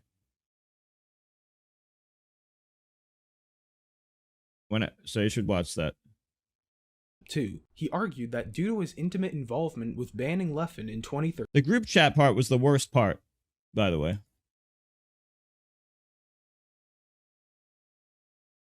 The group chat was the most important part to the story, and it was the worst. He saw the situation with the Metagame Documentary differently than most and it's the worst part by far, like not even close.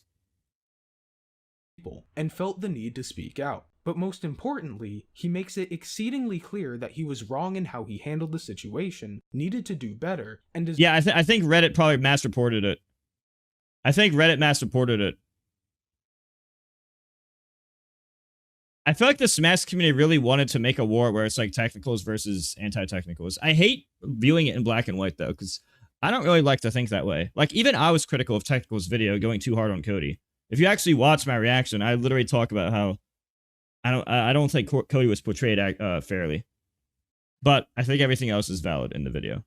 I'm still going to be my own individual thinker. I don't like to be like I feel like most people online, they want you to be like 100% with a side. I'm rarely 100% with a side. I'm usually like, if anything, maybe like 90%, 10%, or 70%, 30%, or like something like that. Or maybe I'll have a completely different conclusion altogether. You know, I don't like to just be like, oh, this is 100% in all situations. It's rarely the case for me. But yeah. Deserved to serve time for his actions, and once again, he apologized directly to Leffen. He also stated from the outset that his goal was not to reignite things with Leffen, but solely to give context to his motivations for making his videos. So how was this video received by the community? Did it finally spark some important discourse regarding his ban? Well, it did, but not in the way any of us could have imagined. I don't know what straight shooter means, but thank you. On January 23rd, just 2 days after the video was published, NYC Melee posted a statement regarding HaxS' latest video, stating that they had decided to permanently ban HaxS with no chance to appeal. And just like that, everything we had worked towards, and all the progress we made over the past 2.5 years to unban HaxS was seemingly dashed to bits and pieces. And the worst part was that permanently ban HaxS with no chance to appeal. And just like that, everything we had worked towards, and all the progress we made over the past 2.5 years to unban HaxS. That's what they wanted. That's what they wanted from the start, in my opinion. They wanted this from the start, in my opinion. HaxS' latest video, stating that they had decided to permanently ban HaxS. I honestly believe they wanted this from the beginning. Thank you. Chance to appeal. And just like that, everything we had worked towards, and all the progress we made over the past 2.5 years to unban HaxS was seemingly dashed to bits and pieces. And the worst part was that this ban was HaxS was seemingly dashed to bits and This is so bad. We made over the past 2.5 years to unban HaxS was this is so bad. Right here, all you have to do is down smash with Fox, and then I think the blue Fox is just gonna die. Okay, that was my smash brain. I'm gonna focus on what they're talking about now. In pieces, and the past 2.5 years to I'm sorry. My brain literally just looked at that and saw how bad it was. Like, what the fuck are you doing? Seemingly dashed to bits. This is the easiest down smash ever. He's not going to land. He would have to do a SDI into attack. I don't think he's going to do that. In pieces. And the worst part was that this ban was easily the most ticky-tacky BS decision to have been made up to this point. Tonight? Yeah, probably. If you thought Mikey's document was bad, just wait until you read the rest of this one. In their statement, NYC Melee claims that HaxS was banned due to violating the first 2 clauses of his conditional unban. The clauses were bullshit, though. The first clause stated that the banned individual releases no further public statements about fellow community members, which can be considered in violation of Code of Conduct Rules 2.2.1 and 2.2.3. Essentially, don't do the same things that acknowledgement for HaxS' situation. Was this line where they mentioned how they hoped HaxS could move past this? Hey, so where was that?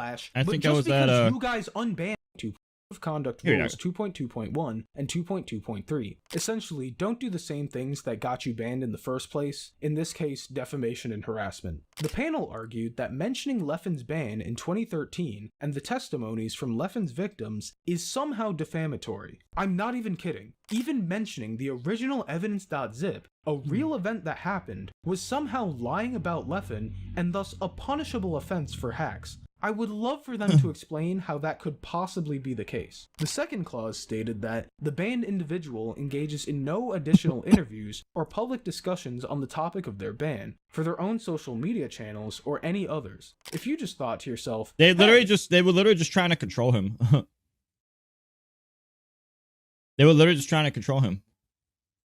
That sounds like a completely stupid and unnecessary overreach of the TO's power. Why would they include a clause like that? A day later, the head TO of NYC Melee at the time, Julia P., formerly known as Willie P., tried to justify the panel's decision by stating, "I do not believe HaxS himself encourages the threats or harassment against others, but whether intentional or not, when your consistent actions have consistent consequences, it is up to you to correct that or to plain stop those actions," disregarding that she completely ignored that HaxS condemned and apologized for the harassment that came Leffen's way during the Big House situation, which is, in fact, an attempt to correct that, as she puts it. Her whole argument essentially boils down to this: every time HaxS posts about his ban, people are mean to Leffen, so he needs to stop posting about his ban, regardless of his intentions. First of all, as I said before, HaxS was not, and should not have been, responsible for the actions of random weirdos online, especially when he never encouraged or directed anyone to harass Leffen, and has explicitly condemned harassment towards Leffen. Even in this new ban appeal, he says at the start that the video was— Yeah, as I said, they took down the technicals video, but if you go to my Twitch, you can see where I react to the video from a few days ago. Yeah, I keep trying, but I'm starting to get to the point where I feel like it's kind of hopeless. Like, I'm actually starting to lose hope that anything will change, but I keep trying. Yeah, and people always try to say, oh, something about, like, of course I wouldn't see bad stuff because I'm a top player, or of course, or autism privilege, or because I'm autistic, I don't know any better, or I'm easily manipulated. And I'm not gonna lie, I have been easily manipulated a lot in the past, but I don't think it's fair for them to, like, I feel like anytime, like, people, they use that line all the time whenever they don't agree with anything I say. And I get it. I've had a past where EMP never paid me, P4K never paid me, Visual Gamer stole a lot of money from me, Sky tricked me. Tons of people have tricked me and manipulated me, and I can't even count the amount of times people have took advantage of me being a naive or easy to manipulate person. It's not untrue. It is actually true that I've been constantly manipulated and tricked for my deficit. It just sucks that, like, because that's happened to me so many times that I can't ever say anything without people just going to that to discredit my whole side.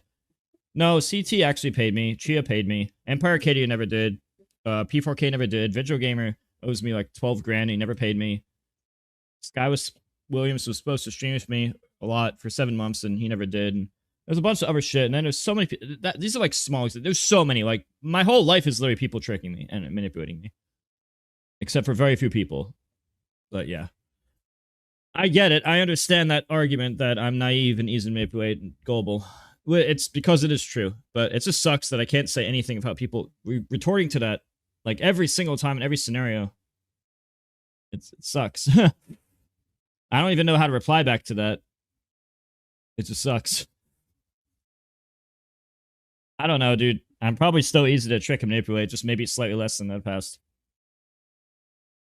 Was not intended to reignite things. How, on God's green earth, can you possibly claim that this video incites harassment? If he were trying to relitigate things with Leffen, that would be a completely different story. But he explicitly condemned his actions towards Leffen multiple times in the video. If people, completely of their own volition and against the wishes of HaxS, decide to target Leffen with harassment and death threats, why should any of the blame fall on HaxS? Also, you don't think that maybe most of the harassment and negativity that Leffen receives is cultivated by Leffen himself? For years, he's openly been a toxic and condescending asshole literally everywhere he goes. There are several gaming communities who hate Leffen completely independently of HaxS. You guys don't think the reason there's so much vitriol towards Leffen is because of the energy he puts out into the world? In regards to the Big House situation specifically, yeah, there's like over 100 people at the funeral. Literally the day before he dropped Thank out. You, Barry. Again, you don't think that had any impact on the harassment he got? And what's ironic is that later in the same document, she contradicts herself by blaming the harassment that she was getting on a mob of technical stands and explicitly stating that she does not blame HaxS for it. I genuinely don't get it. Are the rabbits— Thank you, Shoe Patty, for the prime. Good on you for defending Cody. I also felt that part of Technical's video was petty. Also, the part that about HaxS apologized. I know, I even told Technicals ahead of time that if he attacks Cody in a way that I don't think is right, that I would defend him. So Technicals did know that ahead of time. I did tell him ahead of time. But he said that he was going to do it anyway, and I was a good friend for trying. But so I was honest up front, be like, okay, this is probably what will happen. Good on you defending Cody. I thought that it was that was part petty. Also, the part about HaxS' apologies was petty bias. A lot of his apologies were nullified when he doubled down, asked for Leffen to be punished again last year. Oh, wait. Oh, yeah. No, I mean, so I'm always weird about that part, because, like, I know you could use the argument that someone barely plays Melee. Like, me and Leffen both barely play Melee anymore, but I don't think that makes, like, actions, like, necessarily right or wrong. I mean, it's like some people talk about, oh, Mew2King barely plays Melee. What does he know? Or who cares if he's banned or not because he doesn't play it. I hear that argument, but I don't think that should, like, I don't even think that should be part of anything. I don't think that should be part about anything. Yeah, I asked him to not mention Cody because I know that if he did, he was going to go in too much to paint him as, like, a villain, and I don't think that's accurate. I don't think he was portrayed the way he actually is. I think it portrayed him in a unfairly negative way, in my opinion. Like, it painted the worst possible picture you could have. This is not the same as me defending everything he did. Just to be clear, this is not, as I said before, this is not me defending everything he did. I just don't think he was painted accurately. That's all.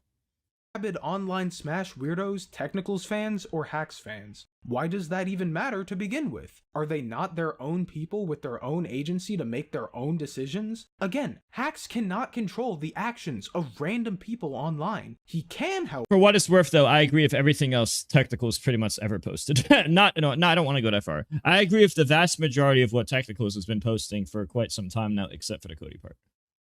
However, control what he says in posts, but so long as his posts do not encourage harassment towards Leffen and actively disavows it, I don't see how in any way he can be held responsible for it. Aside from the violations they cited, the line that really pissed me off the most and displayed a complete lack of acknowledgement for HaxS' situation was this line where they mentioned how they hoped HaxS could move past this. Hey, newsflash, but just because you guys unbanned HaxS doesn't mean the situation is resolved. He's still banned everywhere else. And once again, it's ironic because in Julia's follow-up document... Shoutouts to Smash Fact and Hungerbucks for not banning him, by the way. She even acknowledges that there was no true concrete path for HaxS to follow to get unbanned at a national level. So how exactly was HaxS supposed to move past this when he's still banned elsewhere? Bonus points for the sentence that comes right after, where they say HaxS can't let go of his original motivations in regards to a video where HaxS is literally saying he was in the wrong. It's Barry, I'm already the target of the next cancel mob. They literally try to cancel me every week for, like, my whole fucking life. Well, to be more accurate, for the past year and a half, they've been trying to attack me. For the past 18 months, I'd say, they've been attacking me for any reason. Constantly. Every month, I see some other bullshit. Like, they just want to attack me. There's clearly a large group of people that just don't like me, that are looking for anything to attack me with. And I'm very confident that they're going to keep doing this for the rest of my life. I genuinely believe that there's a high chance they will do this for the rest of my life. At least for a few years. At least for the next few years. I've just come to accept that that's just the reality. That's just what's going to happen. And it's pretty much guaranteed. It's pretty much guaranteed. And I'm being serious. That is what I believe will happen. It's as if they purposefully ignored everything that was said in HaxS' video so they could ban him. Remember how I said earlier that some TOs genuinely wanted to just search for it? I think it's because I'm outspoken. Like, I don't go with mob think mentality. I just try to think on my own. And if I don't agree with everything if I don't agree with every single point on either side, they just attack me. When in the reality, even Technicals, who is a person that I agree with on all the points, I don't agree with everything. I'm still gonna think and use my own brain, come to my own conclusions. This is not me saying that I'm always right. This is not me saying you have to have the same opinion as me. I'm still gonna have my own opinion. I'm my own individual.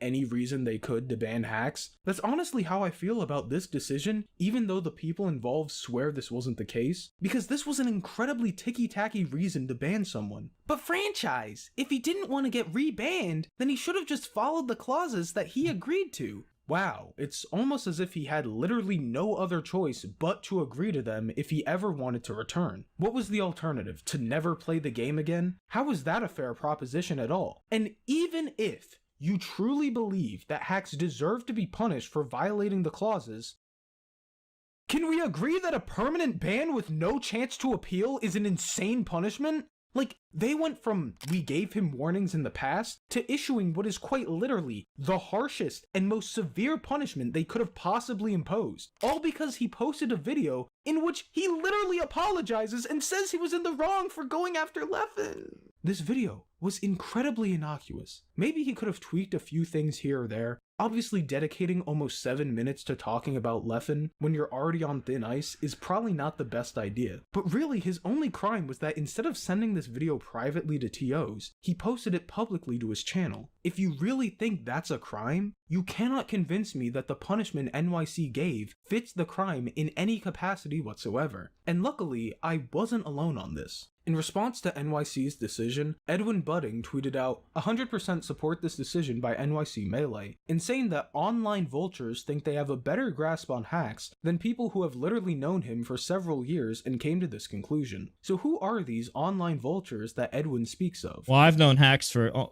15 to 20 years.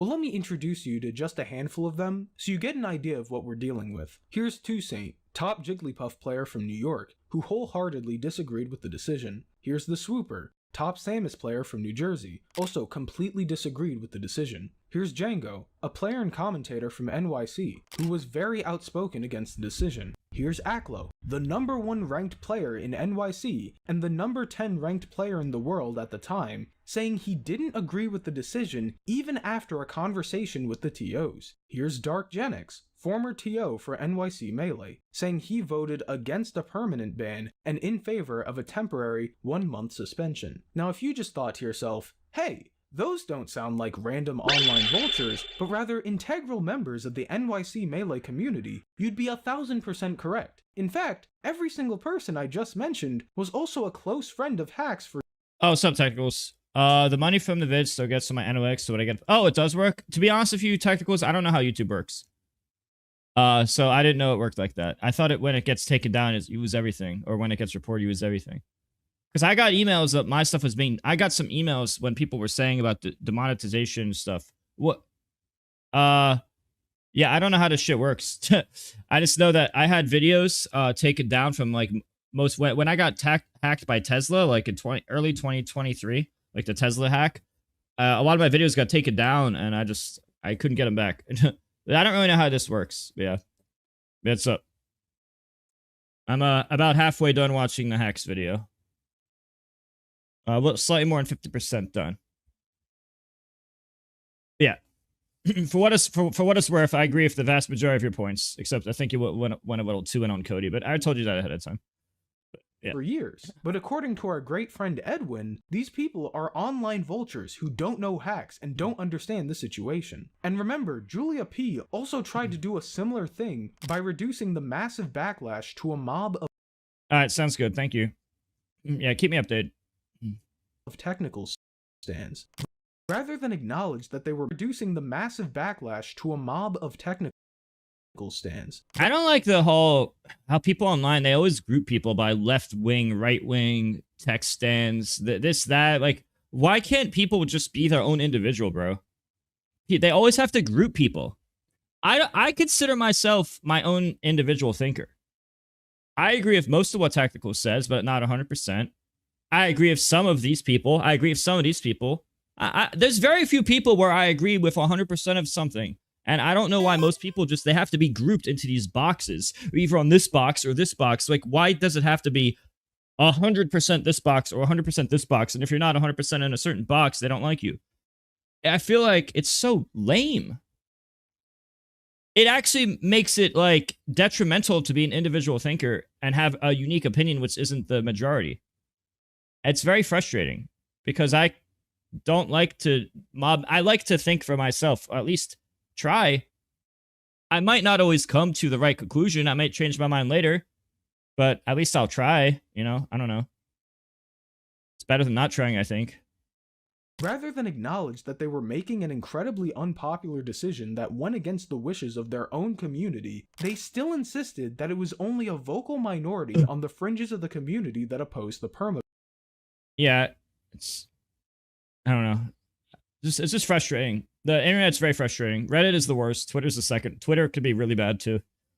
No, nothing. I think my tier list is Reddit is by far the worst, then a big gap, and then Twitter, and then a big gap, and YouTube and Twitch are the best. That's my tier list of goodness.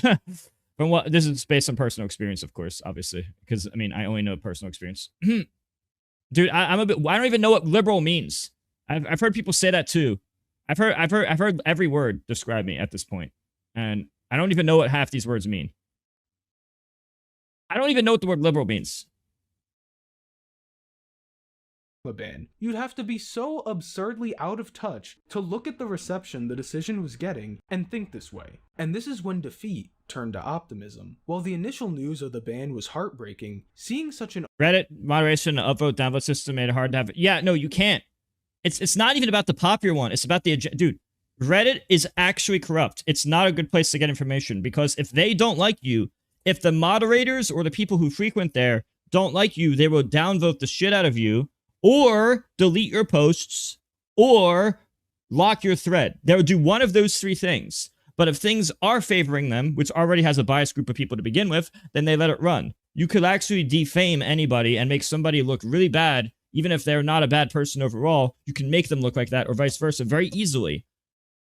At least Twitter doesn't have that, where at least on Twitter, everyone can speak. Now, Twitter is very evil, but Reddit is a completely different level of evil and corruption, in my opinion.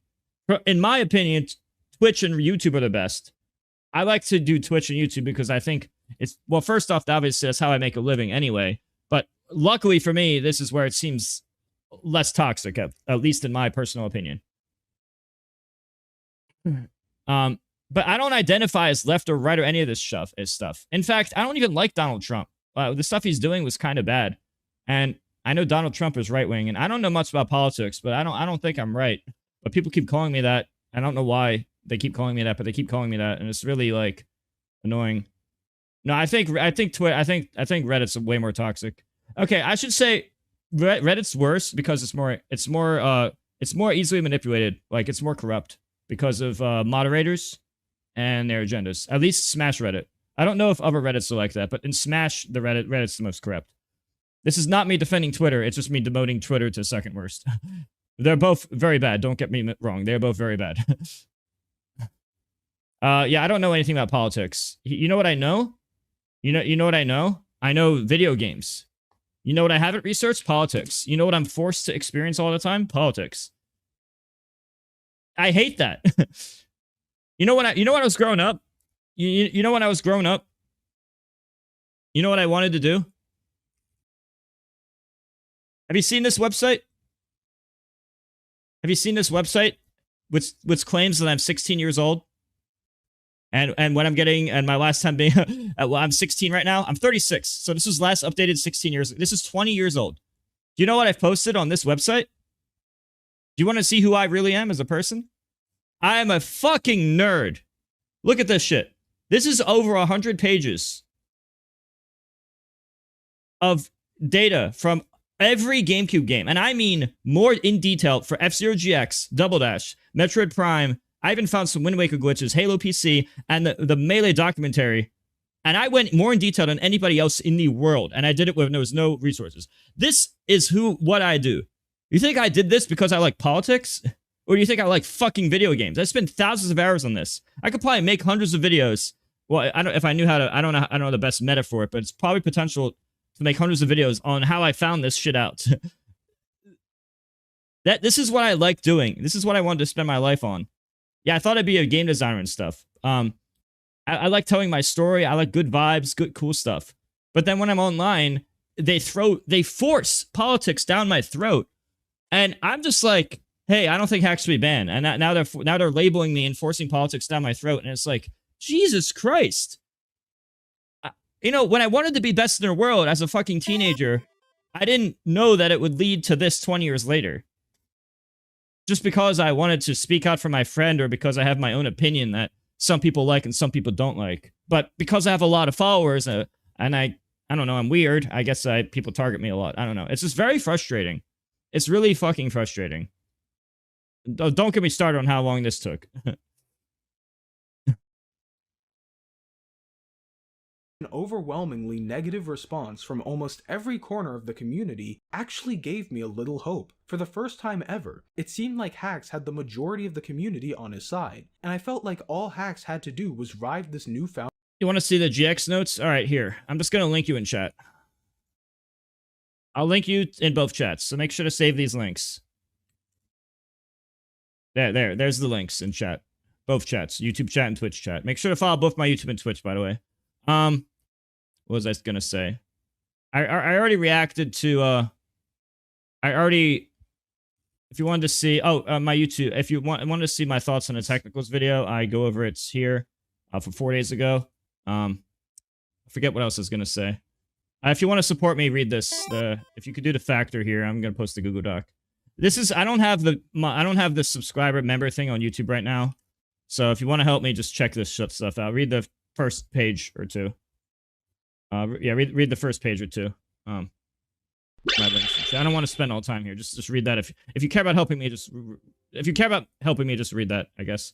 I'm gonna go back to the video. I don't want to waste all your time. Wave of Thank you, support. Nice Mitch, for the and prime. Maybe, just maybe, the TOs would finally be willing to reconsider their stances.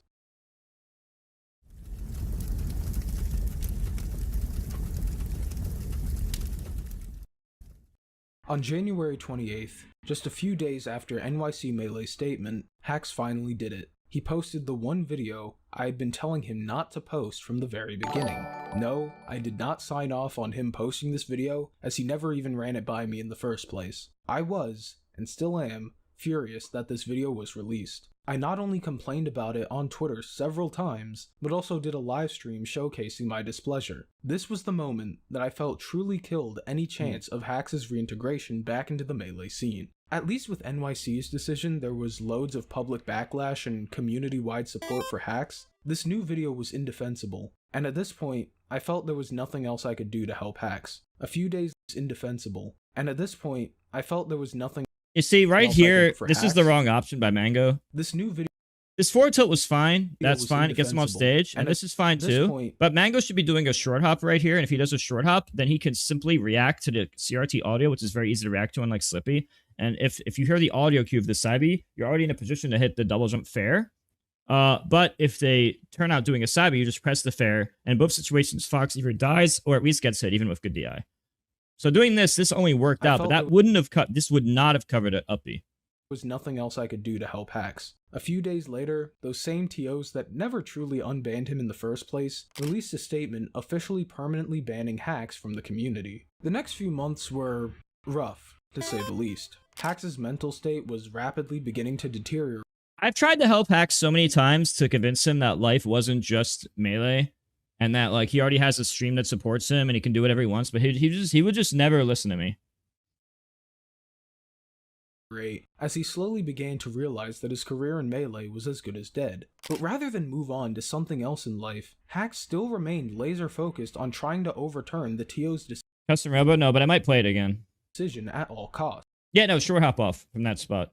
We tried to tell him that the situation, largely due to his most recent video, was beyond cooked. At the very least, if he was still going to appeal his ban, he shouldn't bank on it, and should instead focus on building a life for himself outside of Melee. But he wasn't interested in that, and remained committed to returning to the game. Hax his Marv sucks.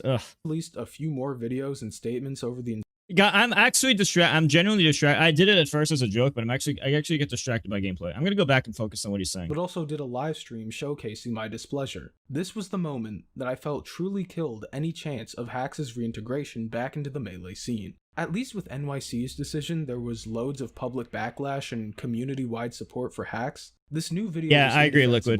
And at this point, I felt there was nothing else I could do to help Hax. A few days later, those same TOs that never truly unbanned him in the first place released— Dude, my brain is so focused on... Dude, whenever I see Smash gameplay, my brain immediately goes into analyze mode. I don't even try to do it. It's just like ingrained into me. As a coach and as a competitor. As both a coach and competitor, for both of those reasons, it's just ingrained into me, like automatic, like autopilot. Like I can't just turn it off. It's so hard.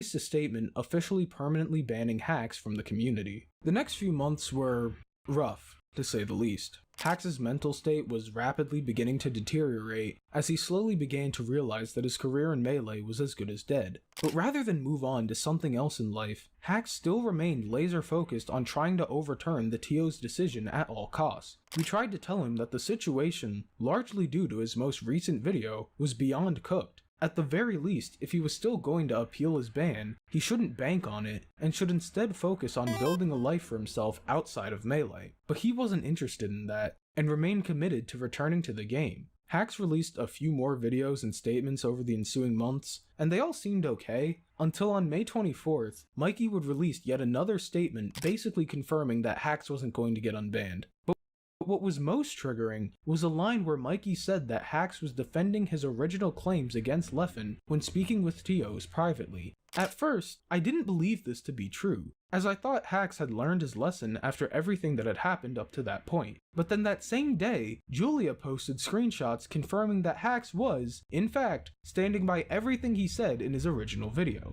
When you remember that NYC said that they weren't considering further appeals on their decision, the fact that HaxS was even talking to Julia about his ban at all was a miracle and opportunity I could have never imagined. And once again, he blew it like a complete idiot for no reason. Every time I thought the situation couldn't get any worse, it somehow did. And then when I asked HaxS about it, he said, "I'm recording a video right now to try to argue against it." As if there was anything left to argue. Even after everything that had happened over the past 4 months, he was still completely oblivious and still felt that the situation could be salvaged. A few days later, DarkGenex, with HaxS' permission, released a document discussing just how dire HaxS' situation truly was. While many of these things had been known behind the scenes, this was the first time this information had been made public. Genex revealed that HaxS had been diagnosed with bipolar disorder, was having genuine suicidal thoughts due to his over-reliance on Melee for his mental health and income, and had been placed in and released from a psychiatric hospital twice. HaxS spent the last 19 years of his life dedicating virtually his entire life to playing the game. He does not have friends outside of the community who he talks to regularly. All of his end goals regarding self-improvement are tied to him wishing to return to the Melee scene. His financial situation is also tied with the game. He's not worked a job outside of Boxx and earnings from being a top player. I actually never had a job in my life either, although it's not because I didn't try. In the year 2011 and 2012, I tried to get a job. I couldn't get a job even though I tried. Because no matter what I did, like I would sign up. I would they never even got back for the interview. So I don't know why. Some people say it's because of autism or something, or maybe it's because I had no work experience. But I tried when I lived with my mom in 2011 and 12, before I had a Twitch, I couldn't get a job. Not that I wanted that. Like, it worked out that, it worked out fine that I didn't have to. But I was actually never called, even for minimum wage jobs. I couldn't even get a minimum wage job back then. I wouldn't be surprised if that happened to HaxS too, but HaxS also didn't want to. He believed his whole life was Melee. The only thing he wanted in life to be happy. Not only for money, but also to feel like he has any worth at all as a person or happiness. In everything was Melee. As a job, as a career, as a passion, literally any and everything. His identity. He didn't even want a life besides Melee. In fact, when we spoke a few months ago, last year, like less than a year ago, we were speaking, and when he told me that one of the Genesis guys, I think Sheridan, wanted to keep him banned for life. Like, Sheridan said that his opinion was to keep him banned for life. When I told HaxS, had me message him then. When he told me that, I told HaxS that, yeah, this is this guy's opinion, his stance on it. HaxS said his life is over. He told me that his life is over.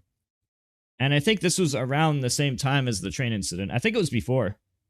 I think that conversation probably was one of the catalysts for that. But I mean, if I had known he was going to do that right after this, I would have just not done it. But I was just trying to help him. And he really wanted me to be messenger boy. He really wanted me to be the messenger boy because he really needed to know certain stuff. He even has me to show screenshots and stuff to make sure he knows for sure. He literally said his life is over. That's how much he cared about Melee.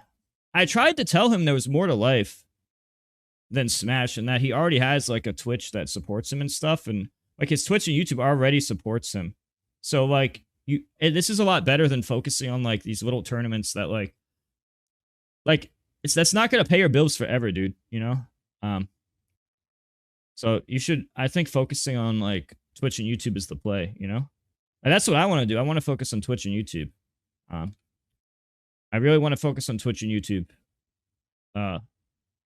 Like I told Hax, like, you don't have to just do, you could stream Melee, you could do fun things, you could post fun videos, you could literally play Banjo-Kazooie. We could hang out in person when I move back and all this other stuff. Because I live in New Jersey, my South Jersey, like 2-hour ride away. I was planning to go over his house more often. I was planning on doing like a lot of that stuff. But yeah, it's just really sad that he didn't see more to life. You see, for me, I've done probably more Smash than anybody. Like, just to show you, this is just what's documented. Let me just to show you. This is just the documented stuff. There's a lot more than this. I'm probably #1 by far. Like, I wouldn't be surprised if I had 1,000. It's just that this is the documented stuff says 619. It's even though it's way more than that. The point is, I've been to a lot of shit for a long time, but I see more to life than just tournaments, you know? I see a lot more to life than just tournaments. And I tried to tell him that there's more to life than tournaments. And I would know more than anybody. I would know, right? But I couldn't change his mind. I tried really hard to change his mind. I couldn't change his mind. At least I tried, though. Now, I was in Cinnaminson. It was like near Philadelphia, near the bridge to Philadelphia. Does live with his family and is subsidized to some degree. Without his share of income, which he used to get from events, his family cannot afford their apartment. For the last 19 years, his finances, social life, values, and thus his mental stability are all tied with Melee. Melee is all he knows, and it is all he has. Okay, so I forgot to put this part in the script, so I'll just add this in right now. Remember that moderator Orez from earlier that told Hax to make the Leffen and Jisu video? Well, in April, I learned that he decided it'd be really funny to troll Hax and pretend that he was a double agent paid off by Leffen to keep Hax banned. DarkGenex also brought this up in his document as well, and believes that this was a huge reason for Hax's second hospitalization. And more recently, I found out that it wasn't just Orez, but an entire group chat of people trolling and making fun of Hax throughout the entire situation. This group chat, bro, group chat is so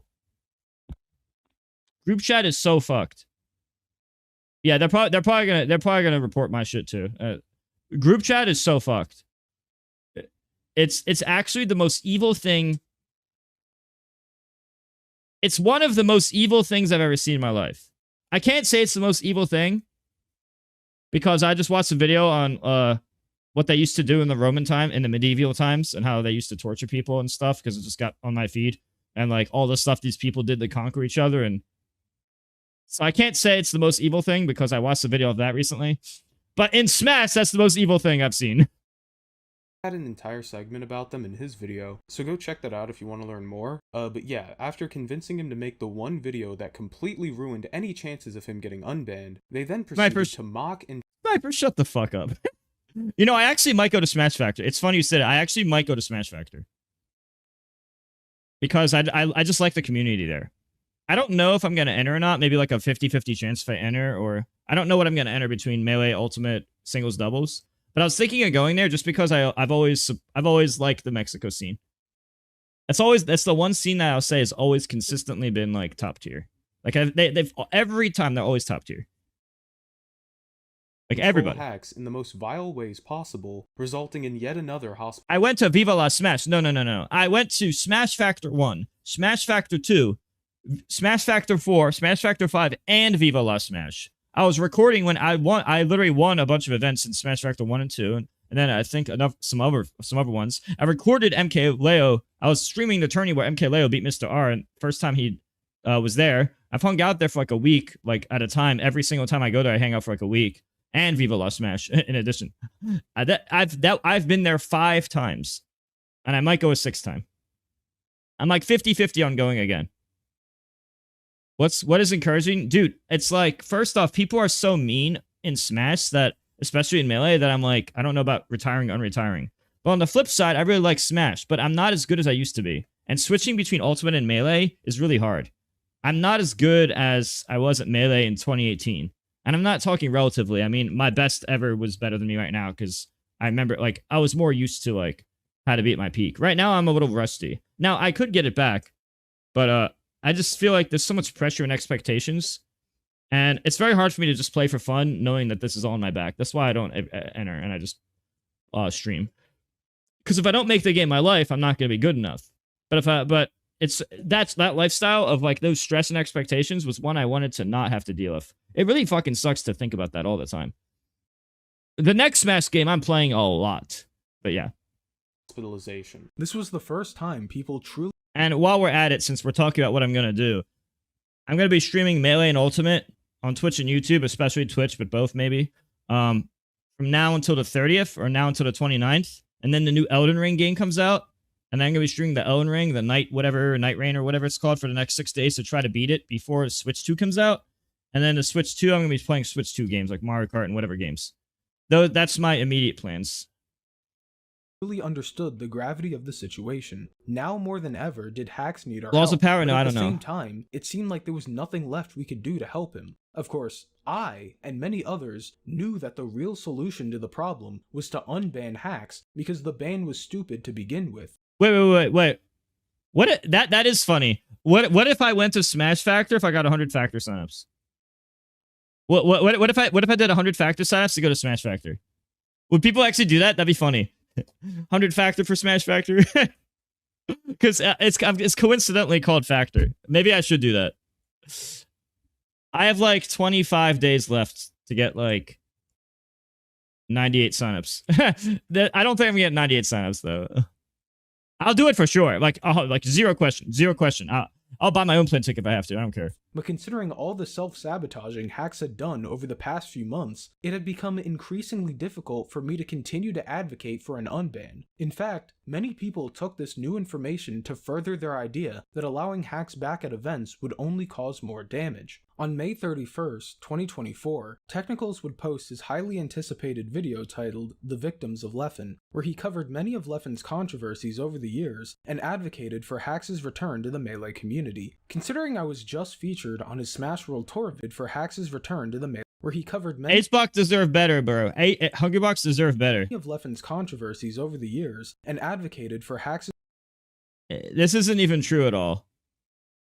his return to the Melee community. Considering I was just featured on his Smash World Tour video, it would only make sense that I would also be featured in this one as well, right? Well, actually, he did offer me the chance to collab, but because I felt the situation was beyond cooked, I declined the offer. At the time, I felt any attempt to try to get Hax unbanned would go down in vain, and while I certainly supported Tech's video and wanted to see an unban for Hax, my support was ultimately from a distance, as I felt too emotionally drained from the past few months to get involved outside of making a now indefinitely postponed Frame 1 video. As for Tech's video, just like every other video on the subject, while well received by those who watched it, failed to really change the minds of the community leadership. However, it did stir up quite the community discourse. The day after Tech posted his video, Leffen decided to crawl out of his cave and address the video, accusing Tech of using people who are suicidal for a quick AdSense buck. I don't know if you know this, Big Leff, but you're one of the primary reasons he's suicidal. Also, let's not pretend that Leffen has ever cared about Hax's mental health at any point in his career. This is the same guy who leaked Hax's insomnia to the public, somehow claimed victim status in the situation, and then mentioned it again just a couple years later. And yes, the TOs do explicitly defend Leffen for this, but I digress. Literally all Leffen had to do was show some level of forgiveness towards Hax, and they could have gone back to playing Melee. Instead, yep, this is the biggest part, and this is what I was talking about in my other video.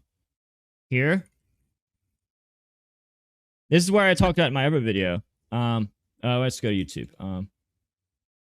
So if you haven't seen it, I literally talk about this exact topic right here.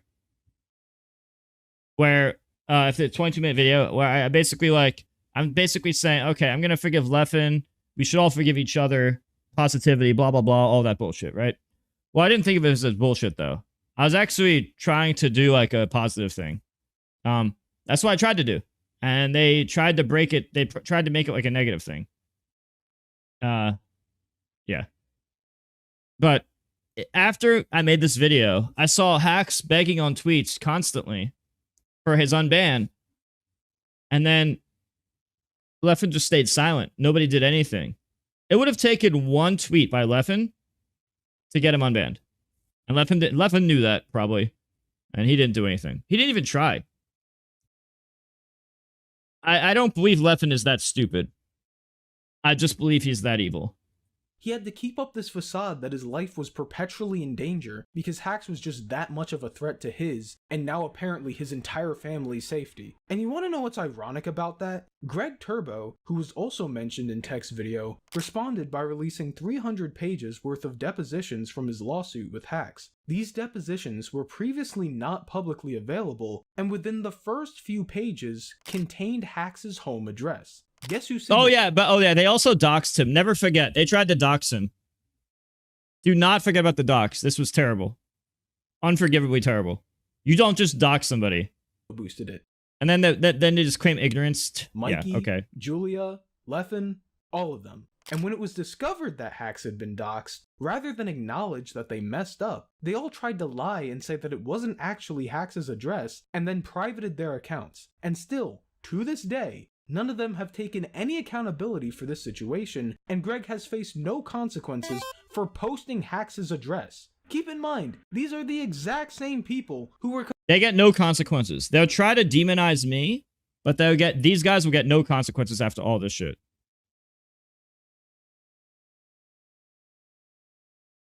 complaining about harassment and death threats caused by HaxS's apologies, yet when they signal boost HaxS's home address, suddenly they're allowed to lie and downplay the severity of the situation. And this might just be a coincidence, but you'll never guess what happened just a few days later.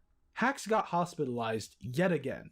The next time I spoke to Tech after his video went live, he was pretty irritated. He told me that he finally understood why I didn't feel like getting involved anymore with the HaxS case. He said that HaxS was completely ungrateful for the video, and how it was almost impossible to help HaxS because HaxS always knows what's best, and you have no clue what you're talking about. And I responded with, yeah, I know. One thing I distinctly remember from my conversation with Tech was that HaxS claimed that Tech's new video burned the bridge between him and Julia. Keep in mind that Tech's video came out after Julia had already blocked HaxS. The fact that HaxS believed that only now the bridge had been burned once again goes to show how oblivious he was to the situation he was in and the impact his actions had in sabotaging himself. And worst of all, this wouldn't stop. Throughout the rest of the month, HaxS decided to take matters into his own hands and did a lot of inappropriate things in an attempt to appeal his ban. I don't know the full extent of what he did, and I think this is the time when Julia accused him of stalking, but I do know that at one point he tried to show up to the nightclub venue to discuss an unban. While I understand that he was getting desperate, and he also claimed that he got permission before he entered the venue, again, when just 1 month ago the head TO of NYC Melee had publicly stated that they blocked you, it's probably not the best idea to show up in person to make your appeal. Again, this is just one of the many things he did around this time, and I'd imagine that his actions further muddied any chances of an unban. The following month, the Mexican tournament series Smash Factor, one of the few events that actually allowed HaxS to compete in 2023, chose not to follow the other organizers in banning HaxS in 2024. Instead, they ran a Facebook poll asking whether or not they should allow HaxS, and the results were overwhelmingly in favor of allowing HaxS to compete. Going into the event, I had my concerns that HaxS would somehow find a way to mess this up and give the community yet another reason to keep him banned, but to my surprise, he didn't. It actually went extremely well, and it seemed like everyone who went had positive things to say. But what I can say is that yeah, when it came to S Factor, he went to the event, he competed, you know, it was fine. Nothing happened, and it was fine. But of course, since this is the Smash community, this event couldn't escape being controversial. Some people really hated that a major Smash tournament made their own decision, and didn't consult the American TOs for their— How dare a major tournament make their own decision? How dare they not go with the masses? How dare they? This event couldn't escape being controversial. Some people really hated that a major Smash tournament made their own decision, and didn't consult the American TOs for their opinion to make a more informed decision. Melee Stats chose to avoid mentioning that the tournament was happening on their blog. Good old Reddit, not gonna mention any tournament that have HaxS.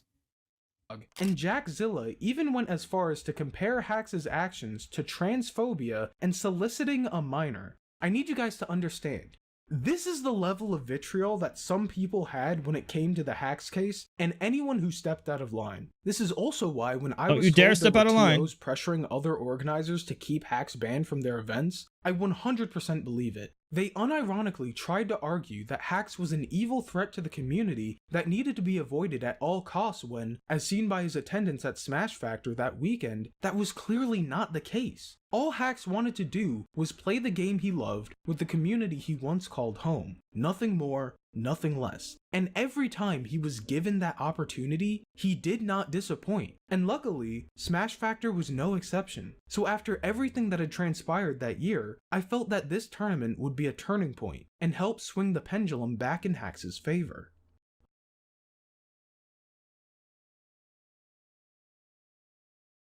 A month after Smash Factor 11, on August 18th, HaxS posted an incredibly concerning tweet where it seemed like he was, in simplest terms, they were good days. saying goodbye. Several days passed, and still nobody had heard anything from HaxS until on August 28th, I got a message from someone saying, "I have contact with him. He is safe. Things are not good, but he is safe." While I was at least relieved that he was still alive, I still had no clue what "things are not good" entailed. I hit him up 2 days ago because I was feeling the same way. He said that he tried to commit suicide and that it was really fucking bad. And I tried to talk to him more and he has not responded. I'm scared. I'm actually scared. It was later revealed that on August 20th, HaxS had attempted to jump in front of a train. I learned about this a month later, or at very least weeks later. I learned about this part weeks after it happened. You took my advice? What advice I give you? You said it really helped you? While by some miracle he had survived, he had to get one of his legs amputated below the knee. This is so fucked up. Smash community did this to HaxS. Smash community did this to HaxS. And that's just your test socket. That's just your test, Aziz. I was worried. Oh, you look good, Aziz. You don't even look like you have a prosthetic on. Oh my goodness, it works. I can't believe it. This kind of feels like a real leg. The one thing that everyone feared would happen. It's so different than actually seeing it. Well, the section's over like right now, Sniper. It was only a 1 minute segment. This was a 5-minute vid of him that his mom sent me. Oh, okay. Dude, actually seeing it is fucked up. Actually seeing it is messed up. Oh man, I could have prevented this shit, dude. If only I was in America. If I was just living in New Jersey last year, I could have visited him. But I was out of the country last year. And I couldn't do anything. And if only I unretired. I could have unretired. If I unretired under the idea that he gets unbanned, I might have been able to use that pressure to pressure TOs to unban him, because they would have wanted their attendance to rise or the viewership to rise by me being at the event. Because you know that'll increase it, obviously, to be honest. Oh, man. Oh. Shit, I could have done things differently.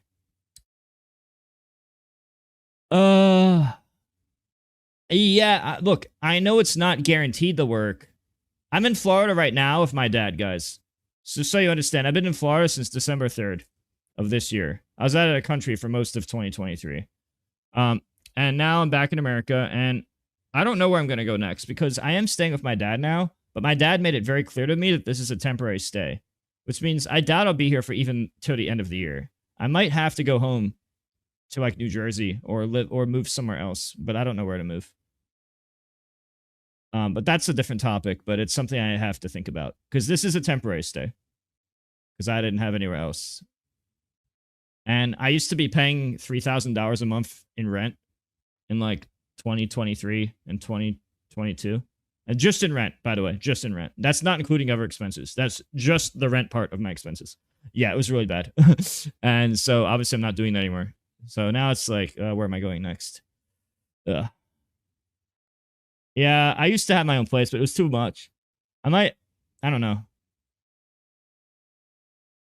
I haven't decided, but I have to make a decision over the next few months. What I'm doing over the next few months. Probably. I mean, my dad's not gonna, like, kick me out.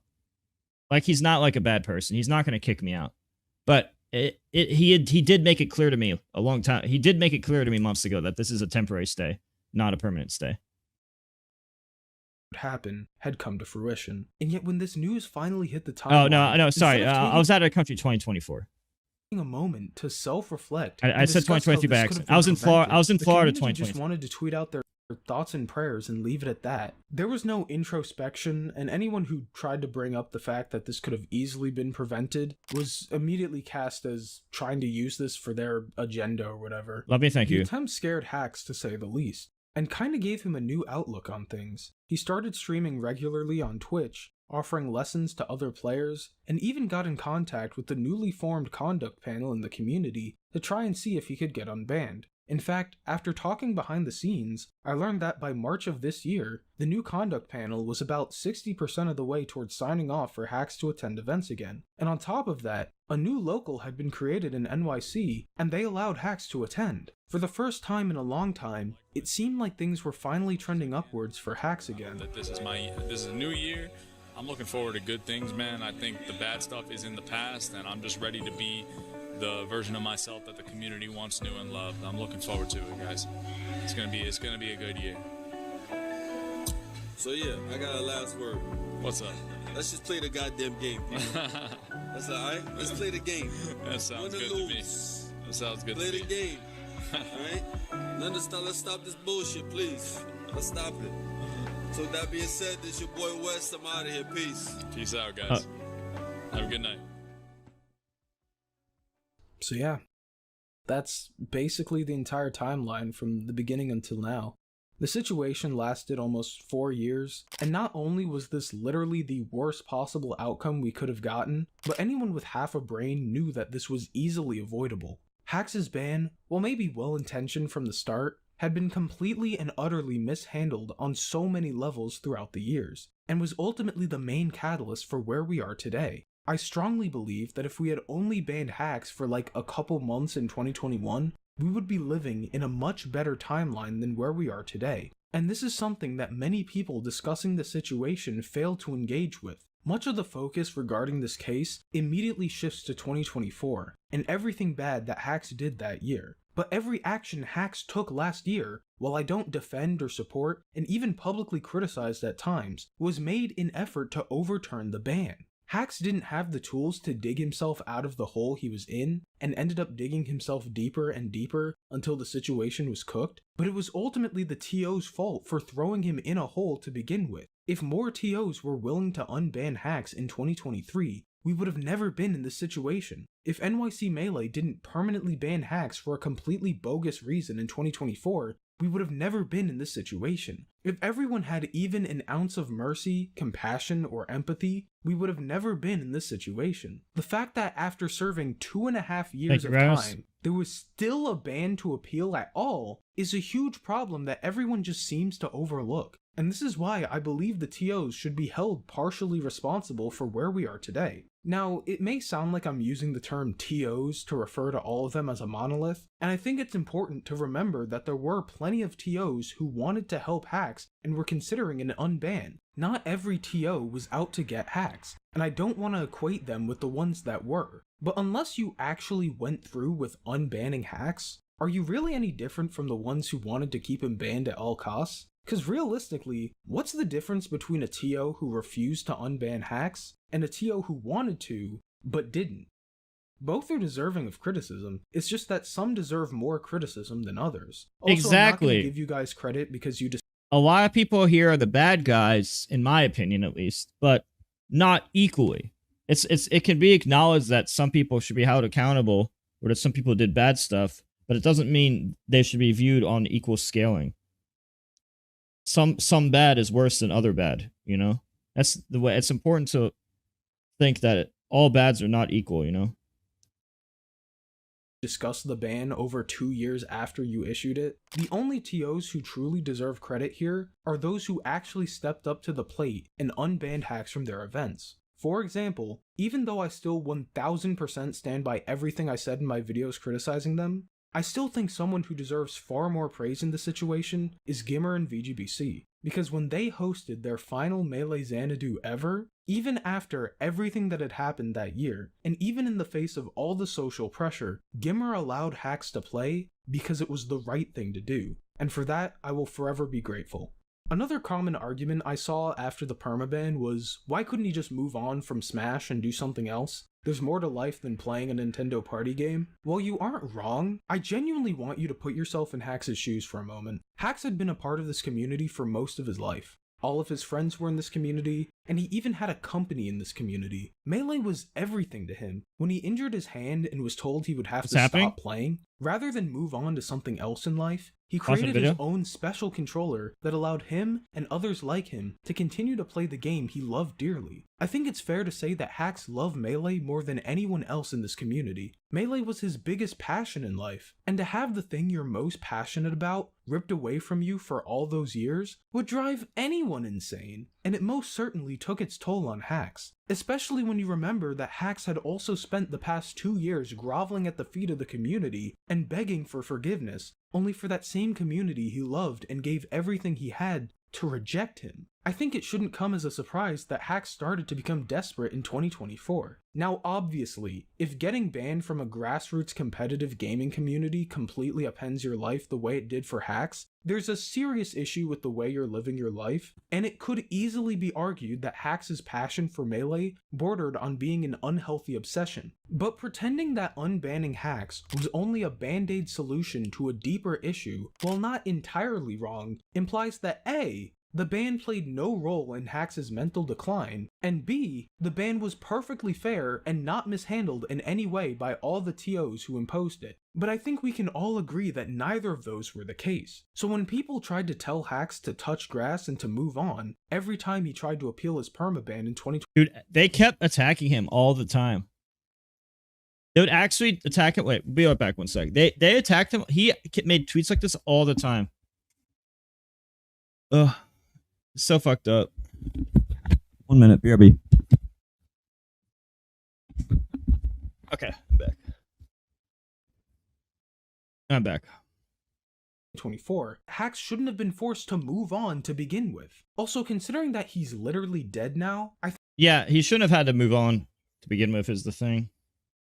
I think unbanning him from events would have been a lot more than just a band-aid solution. Like seriously, what did the community have to lose by unbanning him? A random guy in Sweden would be really upset? No one, not even the TOs, actually thought HaxS was a threat to anyone. And when HaxS was allowed to attend events, everyone had great things to say about him. It wouldn't have cost us anything to unban him. It was never that deep to begin with, but it only became a serious issue because for years the TOs were unwilling to compromise and show any semblance of forgiveness. There's actually a video by our great friend Mikey which illustrates my point perfectly. He mentions how he's a consequentialist, meaning that he believes that the consequences of one's actions are ultimately more important than the intentions behind those actions. And while I certainly agree that the consequences are the most important thing, to act like intentions don't matter at all when assessing the morality and severity of someone's actions is just insane. In our legal system, there is a difference between first-degree murder, second-degree murder, manslaughter, self-defense. They all fall under the same umbrella. Why do I stream this late? Because I'm an owl.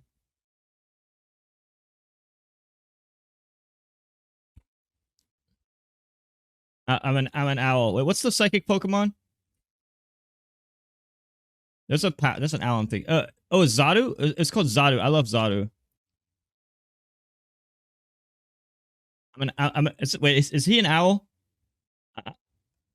Wait, was he an is knocked out? Wait, is Zadu an owl? I don't remember. Zadu, this is one of my favorite Pokemon. He looks so cool. Look how cool he looks. I always thought he was a sick Pokemon. He's such like neat design. As cool as to say for other owls, dude. I don't know. I'm always streaming at DGen hours. For those that don't know, I do DGen hours very often. Like DGen hours is very con for me. Like those long overnight streams. This is actually pretty con for me. You know why I do it? There's actually a strategic reason. One, nobody else is doing it this time. So it's an audience that, like, you know, they need something to see, but everyone's competing. Everyone's competing over the same time slot, right? But for me, I'm just like, let's just compete over this other time slot, right? I mean, there's no competition, right?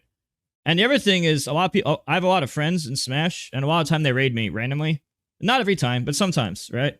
So that gives me a boost as well. So less competition and the random raid boost. And then that's two different reasons that incur. But if I'm streaming at the same time as everyone else, you don't get any of those boosts. You just compete with the whole world and there's no boost. So I realized over time, like, why don't I just go overnight? It just makes sense, you know?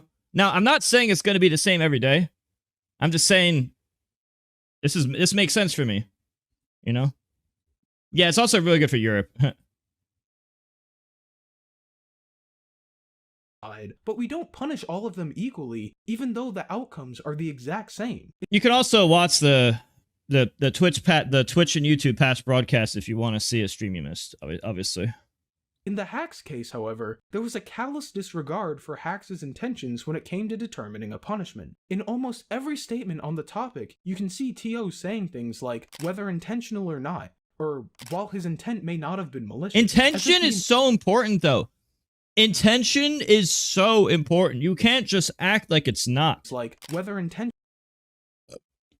It is so important to consider intention.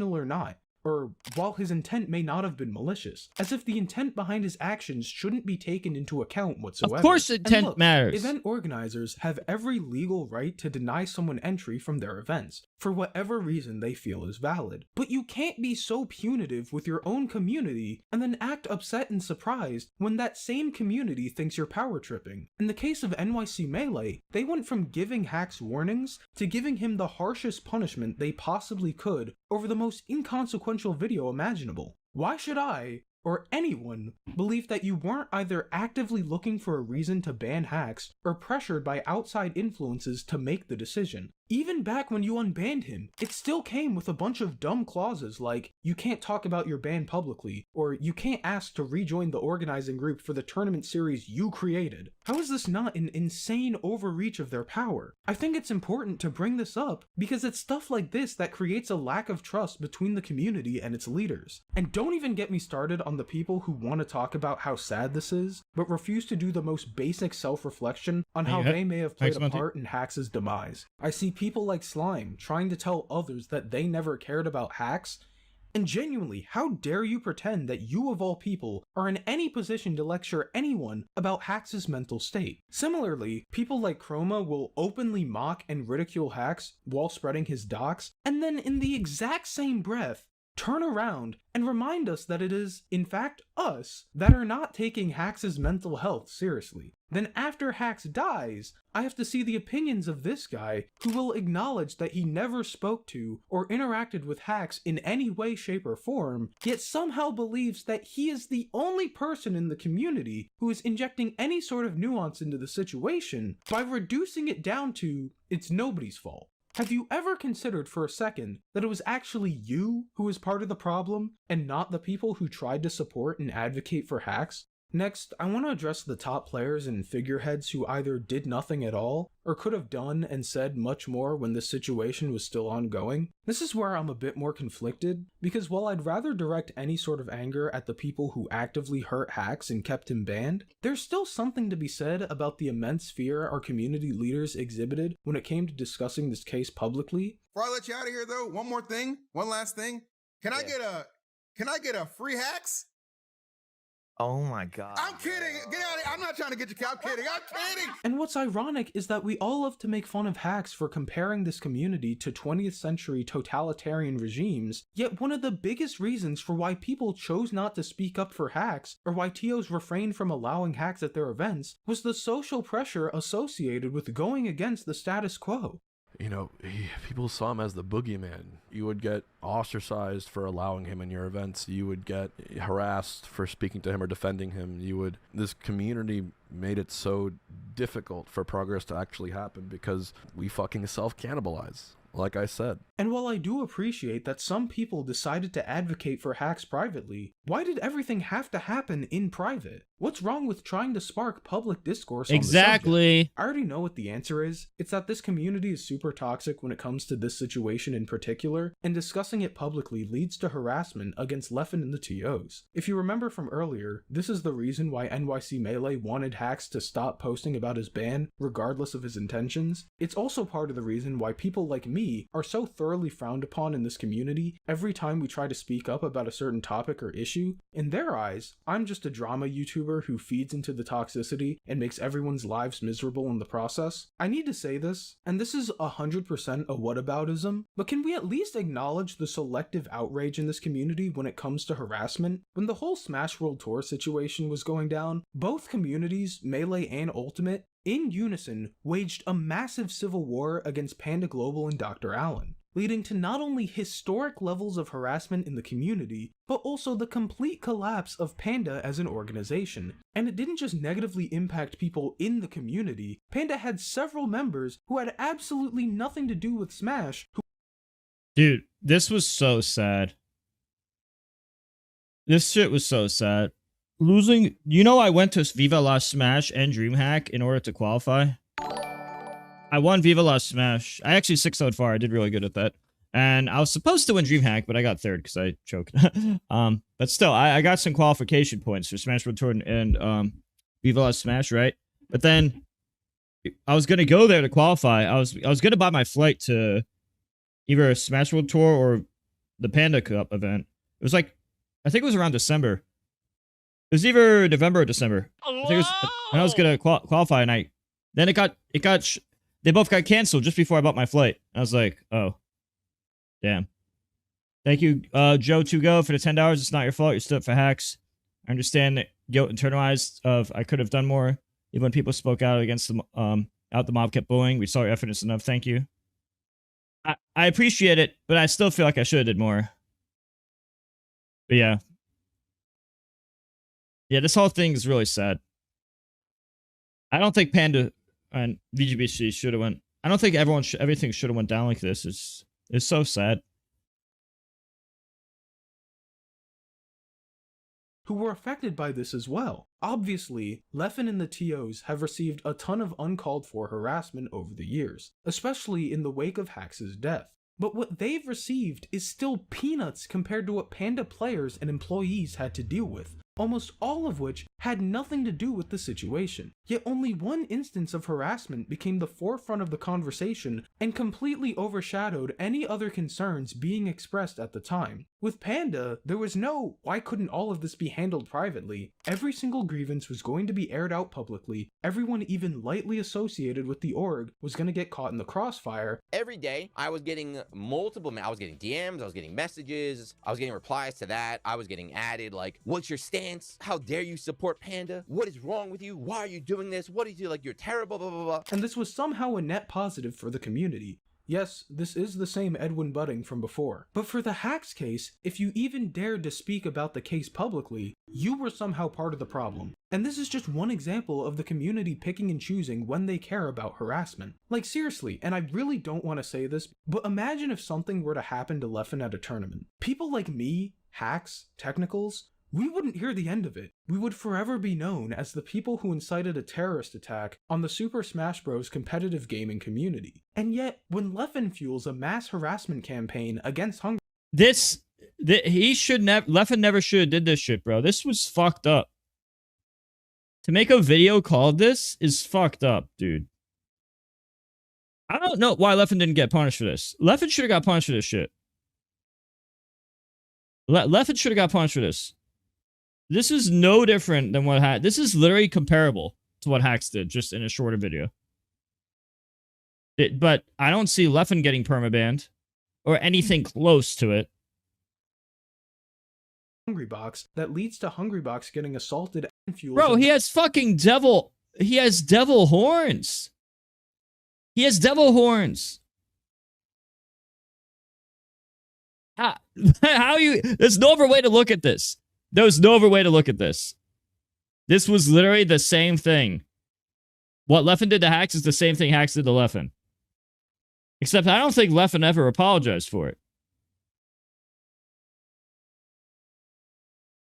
Mass harassment campaign against Hungrybox that leads to Hungrybox getting assaulted at an event, suddenly it's nobody's fault, and HaxS is schizophrenic to even think that Leffen could have played a role in it. Speaking of Leffen, I'm gonna end this off by addressing him, and I'm gonna make this as brief as I can.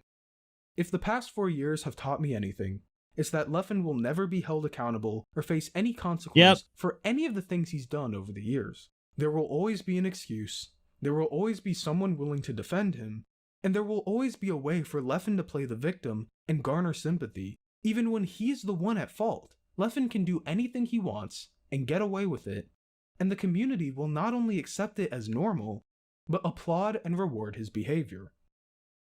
I think it's about time that someone puts their foot down and shows this community that we are no longer willing to tolerate Leffen any longer.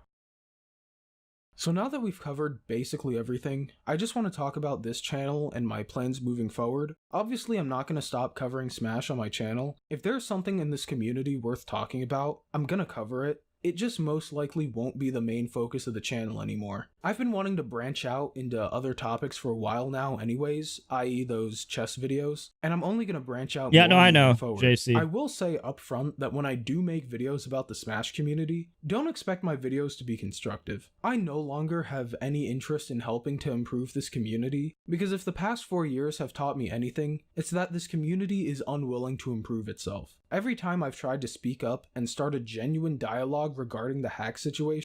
Same experience, by the way. I have the same experience with this shit. It's fucked. It's actually fucked.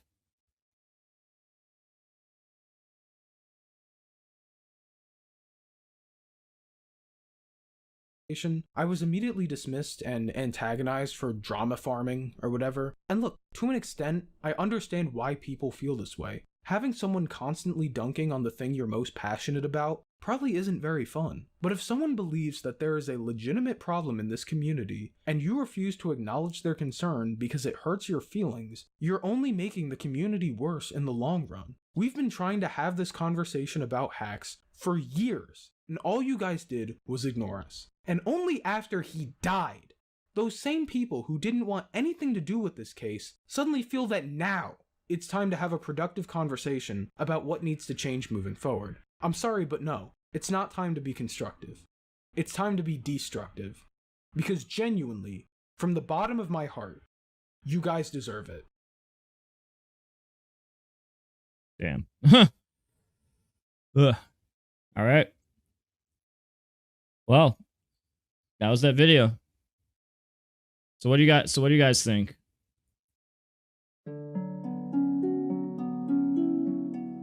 So what do you guys think? Obviously not nearly as detailed as text video. Yeah, sometimes I get these thoughts too. I think these thoughts too, dude. That, like, people only want to be negative, dude. It's kind of sad. I might watch another vid, by the way, after this in a few minutes. I haven't decided. Franchise did a good job. It was more so his experience and view of the situation. Yeah. Dark. I never played Chrono Cross, but I like the Chrono Trigger music. You should watch Invincible. I haven't done it yet. I agree with the majority. Not everything, but the majority of what franchise and technicals say. Except for the Cody stuff. Thank you for the follow. Oh yeah, make sure to follow me on Twitch and YouTube. Oh yeah, by the way. Don't forget, if you guys are trying to help me out, do my factor here. If you guys could do this, it'd help me a lot. And I'll give you free coaching if you do it. You can also do this stuff right here. If you read this real quick and check that out, this link right here. Just check that stuff out and consider it. If you do those things, it'll help me out. But both those things help me out. All the stuff here. I do multi-streaming and a bunch of stuff. Coaching, merch, Discord, and a bunch of stuff. Make sure to follow all these links. I just made a Google Doc so I'd have it all together. It's a lot easier that way. Now, you can help me for free just by keeping streams on, honestly. I mean, for YouTube, it helps me because of the algorithm, whereas on Twitch, it helps me if they add money. I mean, technically, it all matters, but yeah, just saying why it matters so much. I don't know if anything's gonna actually change. Yeah, I think the thing you gotta realize, though, is nobody's fucking perfect. This doesn't mean you should excuse everything somebody does. Just because somebody does a few bad things in their life doesn't mean they're a bad person overall. The truth is, most people do a combination of good and bad things in their life. And this applies to literally every single person I know. I really don't think that somebody's 100% good or 100% evil. Your worst enemy isn't 100% evil, and your best friend is not 100% good, you know what I'm saying? That's just, I think people don't realize this. They like to view the world in black and white, good and evil. You're either Ganondorf or you're Link. It's not like that for 99% of people, in my opinion. I'd say that applies literally 1% of the time. just to give an idea of how rare that is. So, that's what I think.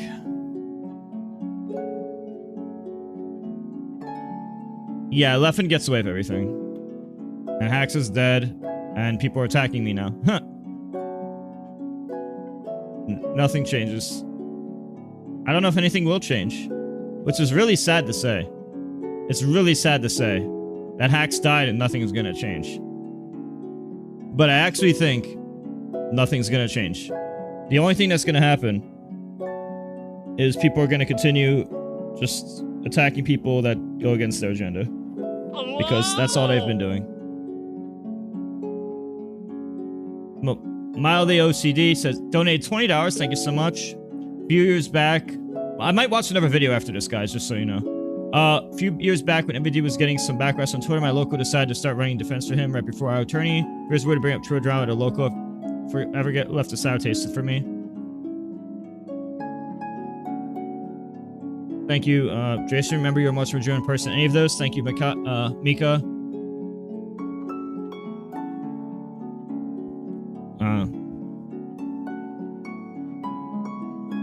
Yeah. I don't mind ego as long as you're not hurting others in the process.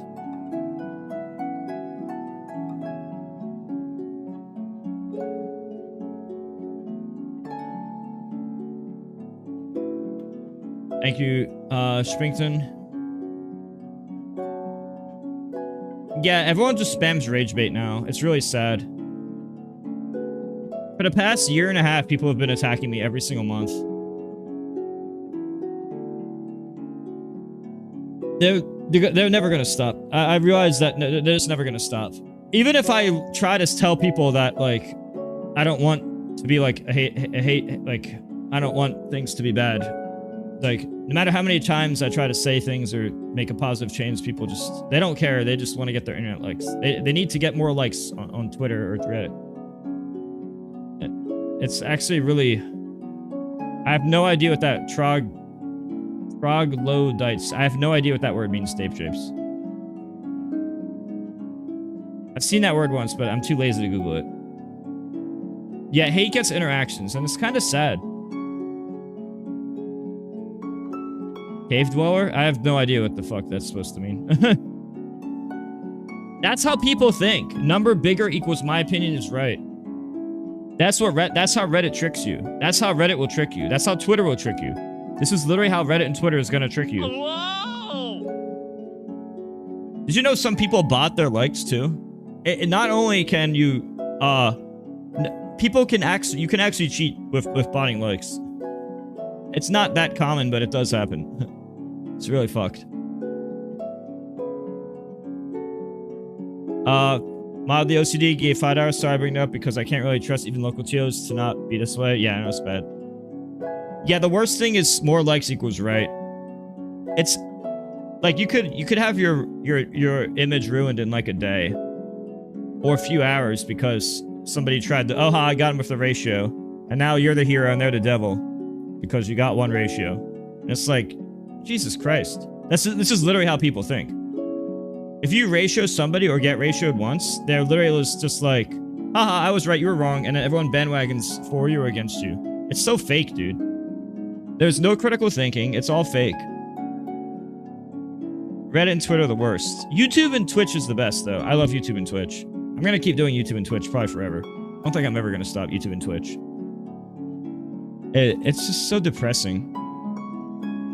I miss, like, before Twitter and Reddit.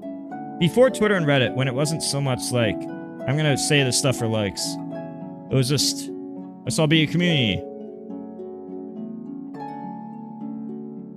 That was better to me. Or at least, well, it wasn't all better. I mean, people cheered against me a lot at tournaments. But that was just because, I think that's because I won too much. I literally just won too many times in Melee, Brawl, and Project M. To the point that people would cheer against me because they were tired of the same outcome every single time. Really sad. Yeah, it was a different reason. They literally wanted to get rid of me because I was a threat to them. And everyone else's value would go up if I was removed. Like, every single player, they didn't want to fight me because I would usually beat them. So it was in their best interest to get rid of me. It actually got to the point I was basically like the MK Leo of Ultimate, or Zero of Smash 4, but I was doing it before them. I was doing it in Melee, Brawl, and PM before those guys. But it was like the same thing. It was literally, oh, he wins too much. It's boring. But I worked really, really, really hard to get that good. It was a lot of work to get that good. I practiced and studied all the time. You guys have no idea how many nights I'll literally play Meta Knight versus Computer Snake on Smashville until Smashville changed at 4 a.m. EST to the morning. So I could tell I was playing till 4 a.m. because it would change. I'll be in my room in New Jersey and I would see the Smashville change before I saw the light outside my window. Smashville would change to the morning. It would go immediately from darkness to light, and that's how I knew it was 4 a.m. that I was playing at 4 a.m. I've done this countless times, and I'll literally sit there. I'm not even joking to you, for thousands of hours of solo Meta Knight practice, for at least hundreds, probably thousands of hours of practice. Just try hard practice and study. I mean serious practice. Like trying to master all of my spacing and theory craft and everything. Alone. And then going to tournaments and then testing my ideas and doing whatever I could to improve, studying everything. I know I was working harder than anyone. I did that shit for Melee, I did that shit for Brawl. And then PM, I was already so good at Melee and Brawl that I had a big advantage. Because I was already better as a player. And that carried me really. That made it a lot easier to do that game. By the way, guys, don't forget to subscribe on Twitch if you want to get no ads. YouTube also has less ads, but I'd rather you sub on Twitch. It helps me more. But you can do whatever you want. I stream on both just to accommodate more people. Right now, YouTube's actually faster than Twitch. They're both pretty... I'm surprised. But it's a little bit faster. Which is pretty cool. It's pretty cool that both are working out for me. I'm not done today. I'm actually gonna go all night, by the way. Playing the computer actually help? Yes, it does help. If you fight a level 1... If you fight like a level 1, level 3, level 4 bot, like Marth vs. Fox and FD, or versus Snake, or whatever, like, I can practice, a lot of this stuff. Now, obviously, it's not better than fighting a person, but it was literally the best I could do at the time. And I didn't have anyone to play, but I did have a lot of time to practice and get my tech down. So doing a lot of practice alone does make you a lot better. It makes your consistency way higher. Computers suck in Ultimate. Sub her, Kyles. Do you want to do the Ultimate session tonight? Or what? Thanks for the follow. Yeah, make sure to follow my Twitch and YouTube if you haven't. I'm gonna be streaming on YouTube. I'm gonna be streaming on both. Whew. I could watch more videos. I could do some Ultimate sessions now. Yeah, Chuda and Shon colluded against me once. I think it was called Bar Wars. I didn't want to split, so Shon Dude forfeited to Chu, so that Chu could beat me and then they could split. And I was like, damn, that's lame. So my only option was to win. Yeah, I could do yeah, I'm friends with them. I mean, you know, I'm not just gonna take one instance that I disagree with and consider that as enemies. I mean, we're still cool overall, you know? It's really, really stupid for people to try to be like, somebody does one bad thing or one thing they don't like and now you don't like them. I mean, everyone fucks up. A lot of people I'm friends with have done shit that I don't agree with and fucked up shit. But they've done more good shit than fucked up shit. To me, at least. Alright. Let's, we could either watch a YouTube video, another YouTube video, or do you want to watch another YouTube video on stuff, or do you want to do you want me to do some ultimate coaching? What would you guys prefer? What would you guys prefer? Oh, some Smash Ultimate coaching that I owe. You can see my public coaching, or we could do another video. I do owe some people coaching. That would be good to get out of the way. So if there's no strong preferences, I would like to do the coaching. But if there's strong preferences, I'll take that into consideration. I do coaching for rivals, but I haven't played in 2 months. And I haven't played the new character yet.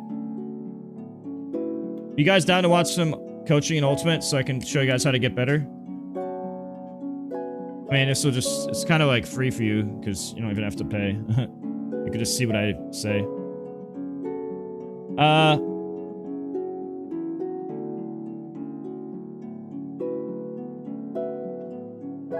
Alright, I'm gonna do some of the coaching. Do you guys want to call me? Silver, Scraps, or Herkyles? One of you guys, call me on, one of you guys should call me. And we'll do that now.